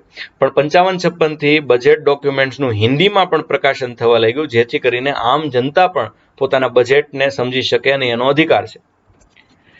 5મો પ્રશ્ન એવું હતું કે સરકાર રેલવેનું ખાનગીકરણ કરવાનું વિચારે છે, તો આવું કોઈ પ્રાવધાન બંધારણમાં છે? રાહુલભાઈ આહિરે આવો પ્રશ્ન પૂછ્યો. તો રાહુલભાઈ, બંધારણમાં આવું કોઈ પ્રાવધાન તો હોય જ નહીં ને, કારણ કે આ તો કાયદાકીય અને નીતિગત બાબત છે, તો બંધારણમાં એવું કશું આપવામાં આવ્યું નથી. જોકે સાથોસાથ રેલવેનું ખાનગીકરણ કરવું એ વિવાદાસ્પદ બાબત એટલા માટે કહેવાય કે અગાઉ આપણે કેટલાક ટોપિક નક્કી કર્યા હતા જેનું ખાનગીકરણ આપણે ક્યારેય નહીં કરીએ એવું નક્કી કર્યું હતું, અને એમાં રેલવે એક છે. અને હવે જો સરકાર રેલવેનું ખાનગીકરણ કરે તો આમ તો જોઈએ તો ખાનગીકરણ તો થવાનું જ, કારણ કે આટલો મોટો વહીવટ છે અને એમાં વધુ સારી ક્વોલિટીની વસ્તુ મળે એવું લોકો ઈચ્છતા હોય તો ખાનગીકરણ છે થવાનું. પણ ખાનગીકરણ છે એ દેશને ખાઈ ન જાય એના માટે સરકાર છે એ ચોક્કસ નીતિ નિયમો બનાવે છે. અહીંયા જોજો, રેલવેનું સંપૂર્ણ 100% ખાનગીકરણ કોઈ શક્ય નથી ને એ થશે નહીં. આપ લેક્ચર કેવી રીતે બનાવો છો? ઇલાબેન હુંબલ, આનો જવાબ હું અગાઉ આપી ચૂક્યો છું કે હું 5-6 વિડીયો અને 5-6 ટેક્સ્ટ બુક એને ફોલો કરી અને પછી મારો વિડીયો બનાવતો હોઉં છું. એવો કયો વિશેષ હેતુ હોય છે જેના માટે અપવાદાનુદાન માંગવામાં આવે? તો પહેલા એ સમજી લઈએ કે એડિશનલ ગ્રાન્ટ શું છે અને એક્સેપ્શનલ ગ્રાન્ટ શું છે. એડિશનલ ગ્રાન્ટ એટલે વધારાનું અનુદાન, જ્યારે એક્સેપ્શનલ ગ્રાન્ટ એટલે અપવાદાનુદાન. અચ્છા, એડિશનલ ગ્રાન્ટ શું છે? ઇટ ઇઝ, તો અહીં લખ્યું છે, it is granted when a need has arisen during the current financial year. એટલે અત્યારનું જે મારું નાણાકીય વર્ષ છે એમાં જો કોઈ ચોક્કસ એક જરૂરિયાત ઊભી થાય for additional expenditure upon some new service not contemplated in the annual financial statement. એટલે જે અંદાજપત્ર હતો એમાં નહીં, પણ કોઈ નવી જ બાબત માટે કંઈ પૈસા નાણાંની જરૂરિયાત પડે. For example, the budget for that year, Article 115 of the Constitution of India has provisions regarding this. 115માં વધારાના અનુદાનની વાત છે. એટલે અંદાજપત્રમાં નહીં, પણ અંદાજપત્ર બહાર એવું લાગે કે આ નવી સેવા માટે આટલી અનુદાનની જરૂર છે, તો આ વધારાનું અનુદાન માંગવામાં આવે. જ્યારે એક્સેપ્શનલ ગ્રાન્ટ શું છે? It is granted for a special purpose and forms no part of the current service of any financial year. એ તો કોઈ ફાઇનાન્શિયલ યરની અંદર હોતું નથી, કોઈ સેવાની અંદર હોતું નથી, પણ એ સ્પેશિયલ પર્પઝ, કોઈ ચોક્કસ હેતુ માટે અચાનક તમને છે એ ગ્રાન્ટ માંગવાનું મન થાય કે જે ક્યાંય ઉલ્લેખિત ન હોય, તો એને એક્સેપ્શનલ ગ્રાન્ટ કહેવાય, અને એ 116માં વ્યાખ્યાયિત કરવામાં આવી છે. શું ઇન્દિરા ગાંધી નાણામંત્રી હતા? નાણામંત્રી તો નહોતા, પણ ત્યારે નાણામંત્રી નહોતા એટલે એ નાણામંત્રી હતા, એટલે કે કાર્યકારી નાણામંત્રી તરીકે કામ કરતા હતા. નાણામંત્રી જ બજેટ રજૂ કરે એવું નિયત હોય? ભરાડ પાયલબેન: જી બિલકુલ, કારણ કે એમનું મંત્રાલય છે, એમણે તૈયાર કરેલું બજેટ ઈ જ તૈયાર કરે અને એ જ મંત્રી રજૂ કરી શકે. બજેટ સાંજે જ કેમ રજૂ થાય છે? દેવતભાઈ ડાંગર: દેવતભાઈ, હવે સાંજે રજૂ થતું નથી, પહેલા રજૂ થતું હતું, હવે તો 11 વાગે રજૂ થાય છે સવારે. પણ એની પાછળનું એક કારણ પહેલા કેમ રજૂ થતું હતું એ સમજાવું કે નવી દિલ્હી અને લંડન વચ્ચે ટાઈમ ઝોનનો ફરક છે. હકીકતે આઝાદી પહેલા બ્રિટનનું હાઉસ ઓફ કોમન્સ ને હાઉસ ઓફ લોર્ડ્સ એ બંને ભારતનું બજેટ સાંભળતા, એને સાંભળવું પડતું, અને સાંજે 5 વાગે ત્યારે લંડનમાં લગભગ સવારના 11 વાગે, એટલે એથી સાંસદમાં ભારતીય બજેટને રજૂ કરવામાં આવે એ ત્યાં સાંભળતા. આ પરંપરા જો કે કાંઈ કારણ વગર આઝાદી બાદ પણ ચાલુ રહી. એવી પણ એક વાત છે કે બ્રિટનમાં માર્કેટ ત્યાંના સમય પ્રમાણે 11 વાગે ખુલતા અને બજેટની માર્કેટ ઉપર જબરજસ્ત અસર થાય એટલે પણ આવું કરવામાં આવતું. જોકે અટલ બિહારી વાજપેયીની આગેવાની હેઠળ આ વિચિત્ર પરંપરાને બદલવામાં આવી અને તત્કાલીન નાણામંત્રી યશવંત સિન્હાએ વર્ષ 1999માં 11 વાગે બજેટ સવારે રજૂ કરવાની પરંપરા શરૂ કરી અને ત્યાર પછી તો એમ જ ચાલ્યું આવે છે. ઓકે, આપણે મેમરી ટ્રિક્સના માસ્ટર્સ અગત્યના અનુચ્છેદ ચપટી વગાડતા યાદ રાખો આખો બંધારણ, એને તમે બધા બહુ મિસ કરતા હતા, તો ચાલો આજથી પાછું એ પણ વળી પાછું શરૂ કરીએ અને હવે છેલ્લા લેક્ચર સુધી એ અકબંધ રહેશે, એટલે કે આપણે બધા જ અનુચ્છેદ પાકા કરશું. 234 NMR, બગડા માટે N, ત્રગડા માટે M ને ચોગડા માટે R. તો ન્યાયાધીશ સિવાયના મહત્વની રાજ્ય ન્યાયિક નિમણૂક, બરાબર સમજો. N એટલે ન્યાયાધીશ, સિવાયના, M એટલે મહત્વના અને A એટલે રાજ્ય ન્યાયિક નિમણૂક. ન્યાયાધીશ સિવાયની મહત્વની વ્યક્તિની રાજ્ય ન્યાયિક દ્વારા નિમણૂક, તો એને NMR 234 અંતર્ગત ન્યાયાધીશ સિવાય કેટલીક મહત્વની વ્યક્તિ જેની રાજ્ય ન્યાયિકમાં નિમણૂક કરવામાં આવે એ 234 છે એ કહેવાય. 235 NML, તો N એટલે નીચલી, M એટલે માથે, L એટલે લગાવે શાસન. નીચલી માથે લગાવે શાસન, એટલે નીચલી અદાલત માથે મોટી અદાલત શાસન લગાવે. એટલે હું તો કે અધીનસ્થ અદાલતો પર નિયંત્રણ. અધીનસ્થ અદાલતો એટલે હું તાબાની અદાલત, નીચલી અદાલત. એટલે દાખલા તરીકે હાઈકોર્ટ માટે જિલ્લા સેશન્સ કોર્ટ છે તાબાની અદાલત ગણાય. 236 NMJ, નાનું મહત્વનું જે હોય તે, નાનું અર્થઘટન, તો એ 236માં છે, નાનું અને મહત્વનું અર્થઘટન. 237 NMK, નક્કી મેજિસ્ટ્રેટ કરેલા છે તેના પર જોગવાઈ. નક્કી કરેલા કેટલાક મેજિસ્ટ્રેટની આ ઉપરના ભાગની જોગવાઈનું લાગુ થવું. અમુક ચોક્કસ વર્ગના મેજિસ્ટ્રેટ હોય તો એના ઉપર આ ભાગની જોગવાઈનું લાગુ થવું એટલે 237. 238 યાદ રાખશું. 238 રીતે આ કલમ રદ કરી, 238 વહી ગઈ છે, યાદ નથી રાખવાની. 239 NMP, હવે બગડા માટે N ને ત્રગડા માટે M, એ તો ફાઇનલ જ છે. NMP, નહીં મુખ્ય પ્રદેશ, તો કયો પ્રદેશ? કેન્દ્ર શાસિત પ્રદેશનો વહીવટ, એ આરામથી યાદ રહી જશે. પછી 239A NMPA, નહીં મુખ્ય પ્રદેશ, એ ઉપરથી એના વિધાનમંડળ અથવા મંત્રીમંડળની રચના. એટલે NMPA 239A એટલે કેન્દ્ર શાસિત પ્રદેશના મંત્રીમંડળ અથવા વિધાનમંડળની જોગવાઈ. 239AA, નહીં મુખ્ય પ્રદેશ, એમાંય આપણી રાજધાની એટલે આ દિલ્હીની જોગવાઈ થઈ.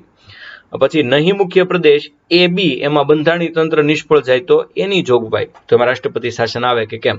239B, નહીં મુખ્ય પ્રદેશમાં બધું હાથમાં ક્યારે લઈ શકાય, તો કે વિધાનમંડળનું સત્ર શરૂ ન હોય તો વહીવટદારને ત્યાં વટહુકમ બહાર પાડવાની સત્તા આપણે આપેલી છે. તો આ બધી છે એની જ વાત હતી. 240 NR, હવે ચોગડો આવ્યો એટલે R આવી ગયો. NRS, નાનામાં રાષ્ટ્રપતિની સત્તા, એટલે કેન્દ્ર શાસિત પ્રદેશ માટે કાયદો બનાવવાની રાષ્ટ્રપતિની સત્તા. 241 241, 2-4 વચ્ચે પણ 1, 2-4 વચ્ચે પણ 1, એટલે 241, 2-4 વચ્ચે 1, તો 2-4-1 વડી અદાલત રહેશે. એટલે કેન્દ્ર શાસિત પ્રદેશો માટે વધુ, એક કરતા વધુ કેન્દ્ર શાસિત પ્રદેશો માટે વડી અદાલત. 242 NRN, નથી રહ્યું નામો નિશાન, એ અનુચ્છેદ વયો ગયો છે. અને 243 નોખી રીતે મૂક્યો અનુચ્છેદ. નોખી N, R રીતે અને M એટલે મૂક્યો. NRM નથી છપાયો પણ તમે લખી નાખજો. NRM, નોખી રીતે મૂક્યો અનુચ્છેદ. કેમ નોખી રીતે? તો એમાં વ્યાખ્યા છે.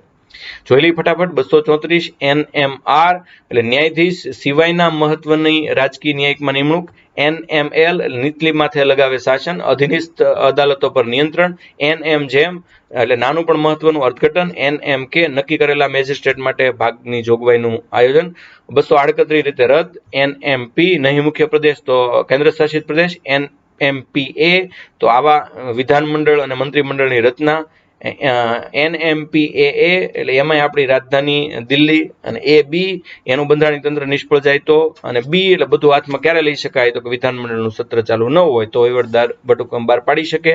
240 NRS આવા કેન્દ્ર શાસિત પ્રદેશ માટે રાષ્ટ્રપતિ દ્વારા કાયદો બનાવવાની શક્તિ. 241 2-4 વચ્ચે પણ એકાદ વડી અદાલત હોય. 242 નથી રહ્યું નામો નિશાન રદ છે. અને 243 NRM નોખી રીતે મૂક્યો અનુચ્છેદ કારણ કે વ્યાખ્યાઓ છે. ઓકે, ત્યાર પછી આપણે છે જોઈએ કે ભારતીય બંધારણમાં કુલ કેટલા પ્રકારની નિધિઓનો ઉલ્લેખ છે એ આપણે કરેલો છે.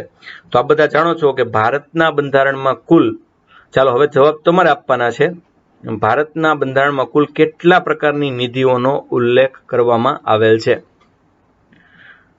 અને તમારો સમય હવે શરૂ થાય છે. ચાલો જણાવો કે ભારતના બંધારણમાં કુલ કેટલા પ્રકારની નિધિઓનો આપણે છે એ ઉલ્લેખ કરેલો છે. બહુ સહેલો સવાલ છે. પહેલો સવાલ તો મોટાભાગે મારો સહેલો જ હોય છે, જેથી કરીને વિદ્યાર્થીઓ છે એ વ્યવસ્થિત જવાબ આપી શકે. તો ચાલો જણાવો. અચ્છા, ચાલો મોટા ભાગનાનો જવાબ છે એ સાચો જ આવવાનો છે, અને આ ન આવડતું એવું બનવાનું નથી કોઈને. અચ્છા, 3 નિધિ આપણે જોયું, સંચિત નિધિ, આકસ્મિક નિધિ અને લોકલેખા, આ 3 નિધિનો ઉલ્લેખ છે. કયો અનુચ્છેદ સંચિત નિધિ છે એ દર્શાવે છે? કયો અનુચ્છેદ સંચિત નિધિ છે એ દર્શાવે છે?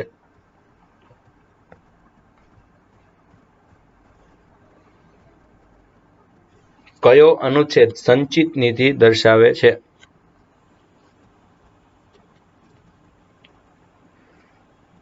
$266.1 એ સંચિત નિધિ છે એ દર્શાવે છે. એ કઈ નિધિ છે જે અંતર્ગત સરકાર બેન્કર તરીકે કામ કરે છે? એ નિધિ સરકારની નથી, સરકાર બેન્કર તરીકે એમાં કામ કરે ખાલી.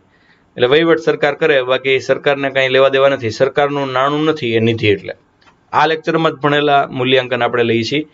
તો તમે બધા જાણો છો કે લોકલેખા અથવા જાહેર હિસાબ સમિતિ એ એવી નિધિ છે કે જે અંતર્ગત સરકાર માત્ર બેન્કર તરીકે કામ કરે છે. આકસ્મિક નિધિ કોના નિયંત્રણ હેઠળ હોય છે? આમ તો સવાલ અધૂરો કહેવાય મારો આ. આકસ્મિક નિધિ કોના નિયંત્રણ હેઠળ હોય છે? કેન્દ્રમાં કોના અને રાજ્યમાં કોના? એમ મારે આખર પૂછવું જોઈતું હતું. ચાલો એમ પૂછ્યું, એમ માની લો, અને ભૂલ માટે ક્ષમા. આકસ્મિક નિધિ કોના નિયંત્રણ હેઠળ હોય? કેન્દ્રમાં કોના અને રાજ્યમાં કોના?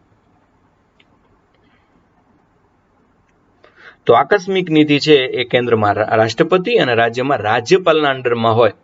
જુદા જુદા વિસ્તારોના વિકાસ માટે જુદા જુદા વિકાસ બોર્ડ. આ કયા રાજ્યો અંગેની ખાસ જોગવાઈ છે? જુદા જુદા વિસ્તારના વિકાસ માટે જુદા જુદા વિકાસ બોર્ડ. આ કયા રાજ્યની ખાસ જોગવાઈ છે? 371 અંતર્ગત કયા રાજ્યોની ખાસ જોગવાઈ આ છે? પ્રશ્ન 5.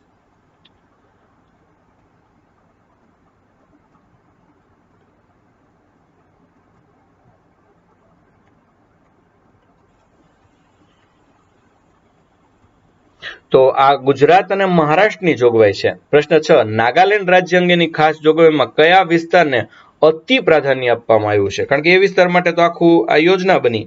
તો એ કયો વિસ્તાર છે? કયો જિલ્લો છે? આમ તો એમ મારે પૂછવું જોઈતું હતું, પણ છતાં મેં વિસ્તાર લખ્યું છે.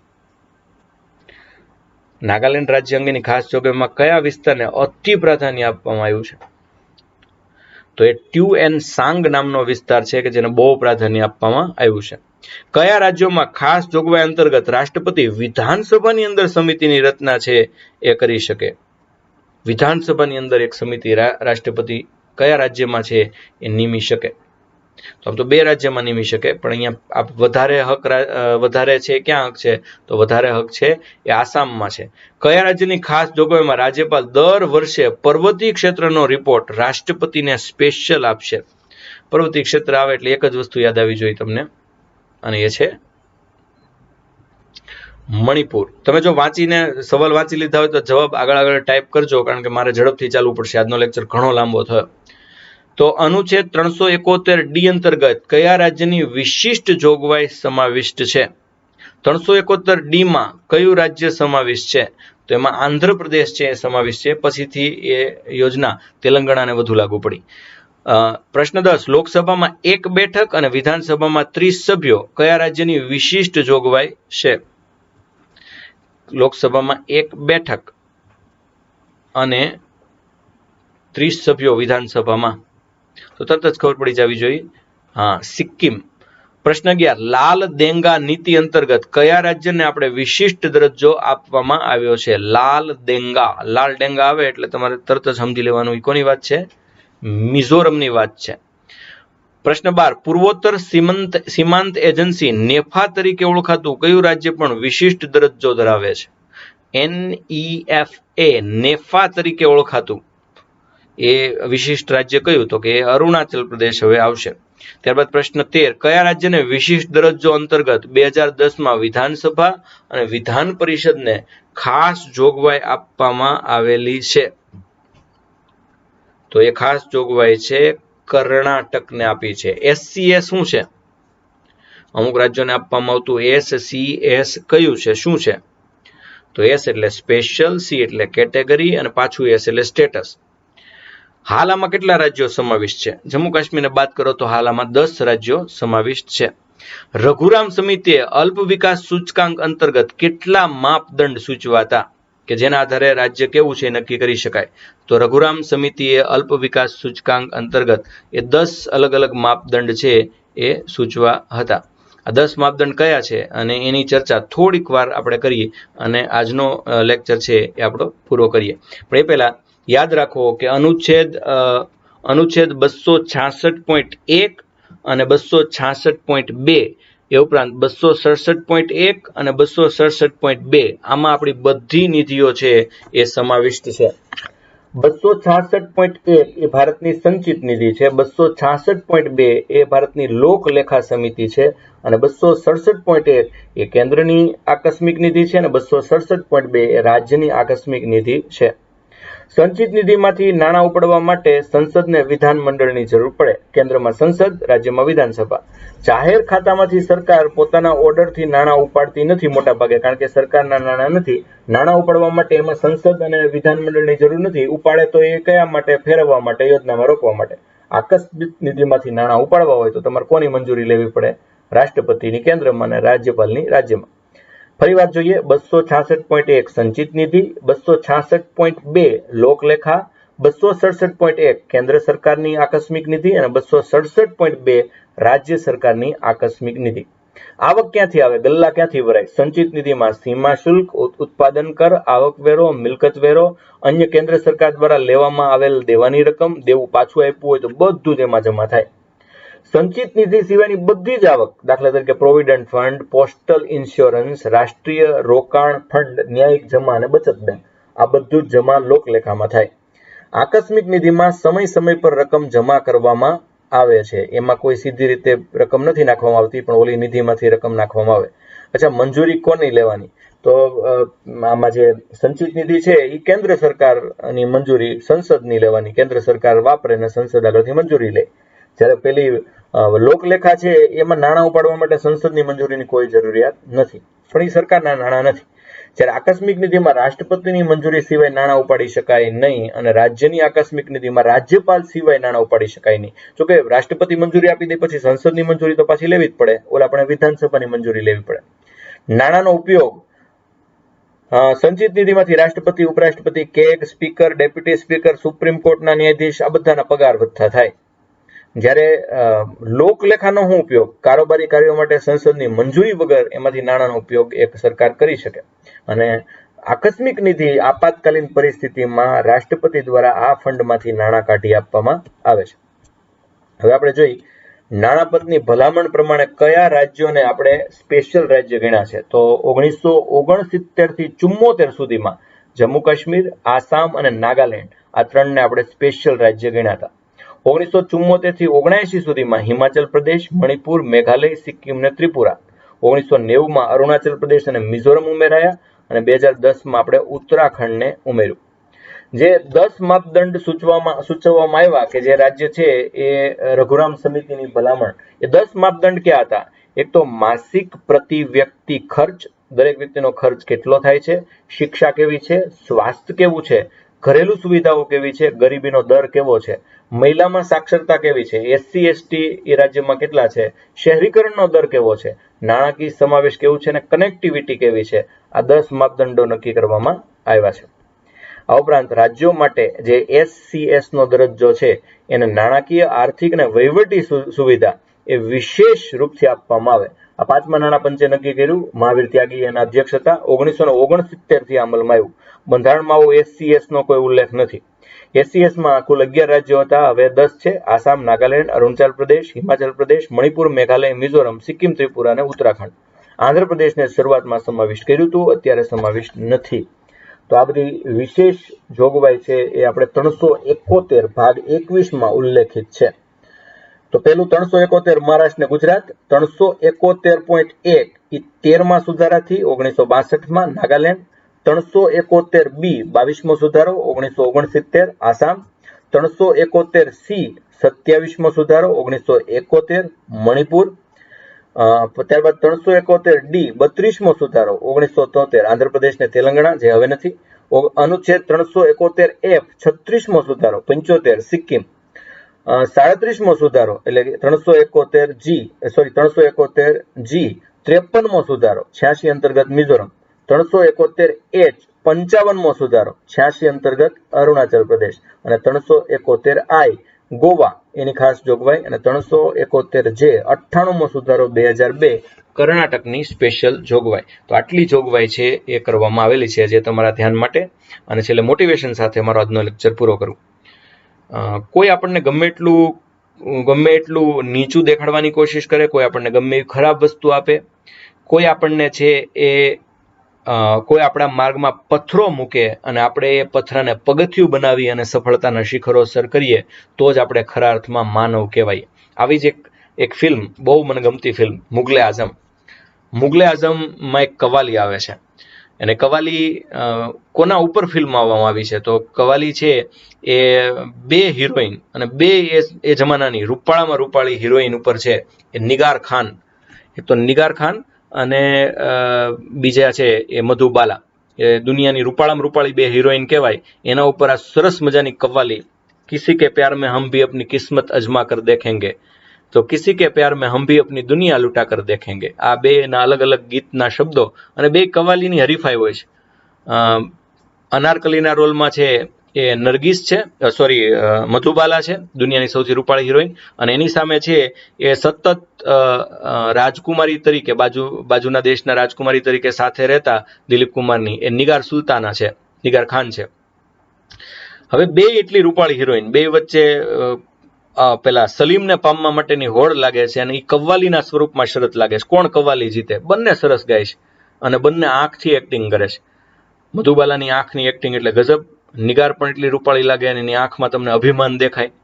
અને આંખોથી એક્ટિંગ કોને થાય, કોને કહેવાય, એ જોવા માટે આ ફિલ્મ તમારે આ કવ્વાલી જોવી જ પડે. પછી છેલ્લે સલીમ છે એ બેને ભેટ આપવા માટે આવે છે, અને સલીમ ભેટમાં શું આપે છે? તો કે એ પેલીને નિગારને છે એ ગુલાબનું ફૂલ આપે છે અને અનારકલીને કાંટો આપે છે. શરૂઆતમાં નિગારને એમ થાય મને ગુલાબનું ફૂલ મળ્યું એટલે હું જીતી ગઈ, અને એ તો આમ એકદમ પછીથી આંખથી એક્ટિંગ કરે છે. એને ઉપર આખી એક પાઠશાળા એક્ટિંગની ખોલી શકાય. એક સીન જોવો તમે એક્ટર બની શકો, એટલી સરસ એક્ટિંગ નિગાર કરે છે. અને આ બાજુ પેલા કાંટાને હાથમાં શરમાતા લઈને અનારકલી જે એક્ટિંગ કરે છે એ પણ લાજવાબ છે. મધુબાલાનો પણ કોઈ તોડ નથી. હવે સલીમે મૂંઝાય છે કે ભાઈ જેને ગુલાબ મળ્યું છે એની કરતા કાંટો મળ્યો એ વધારે ખુશ છે. તો આ ઓપોર્ચ્યુનિટી નહોતી. બધા શું સમજે સામાન્ય સંજોગોમાં, હું હારી ગઈ, મને કાંટો મળ્યો, ગુલાબ તો ઓલીને મળ્યું. પણ પછીનું ઇન્ટરપ્રિટેશન, કાંટો શું કામ આપ્યો મને, એ ઇન્ટરપ્રિટેશન અનારકલીનું અદ્ભુત હતું. પેલીને કીધું કે તને ગુલાબ મળ્યું તો તને એમ લાગે છે તું જીતી ગઈ? તો પેલી કહે છે હા, ગુલાબ મળ્યું એટલે તો જીત જ દર્શાવે, તને તો પેલીને તો કાંટો મળ્યો, એ હારી ગઈ છે. અને પછી સલીમ છે અનારકલીને પૂછે છે કે ક્યા तुम्हें लगता है कि तुम जीत गई? हाँ मैं जीत गई, तुम्हें तो कांटा मिला है, तुम्हें तो कांटा मिला है, હવે સાંભળજો, હવે પછીનો જવાબ અદ્ભુત અદ્ભુત. તક ન હોય ન્યાય તક કોને કહેવાય? હાજર જવાબી પણ કોને કહેવાય? પોઝિટિવિટી કોને કહેવાય? આ બધું જ એમ આવી ગયું. શું કીધું કે ઉસકો ગુલાબ મિલા હે, તુમે તો કાંટા મિલા હે, તુમે લગતા હે તુમ જીત ગઈ? તો કે હા મેં જીત ગઈ. कैसे? અને પછી ઓહો સેન્ટેન્સ આવે કે જિલ્લે ઇલાહી કાંટો કો મુરઝાને કા ખौफ નહીં હોતા. અને આમ અત્યારે બોલું ત્યાં જુઓ અહીંયા રૂવાડા ઊભા થઈ ગયા. જિલ્લે ઇલાહી કાંટો કો મુરઝાને કા ખौफ નહીં હોતા, એનું ગુલાબ કાલ મુરઝાઈ જશે, આ કાંટો મુરઝાશે નહીં. તો ગજબ ગજબ. એક નિરાશાવાદી કવિએ કહ્યું કે જિંદગી છે રેતનો ઢગલો, અને એક આશાવાદી કવિ શું કીધું? કાંઈ વાંધો નહીં, જો હોય રેતનો ઢગલો તો ફંફોળવામાં જીવશું, કારણ કે એને ફંફોળવાનો પણ એક આનંદ હોય. તો એમ તમને ગુલાબ મળે તો બહુ હરખાઈ નહીં જતા, અને કાંટો મળે તો નિરાશ નહીં થઈ જતા, કારણ કે બંનેની પોતપોતાની વ્યાખ્યાઓ છે. આ સાથે આપણે આજનો લેક્ચર પૂરો કરીએ. જય ભારત, જય સંવિધાન.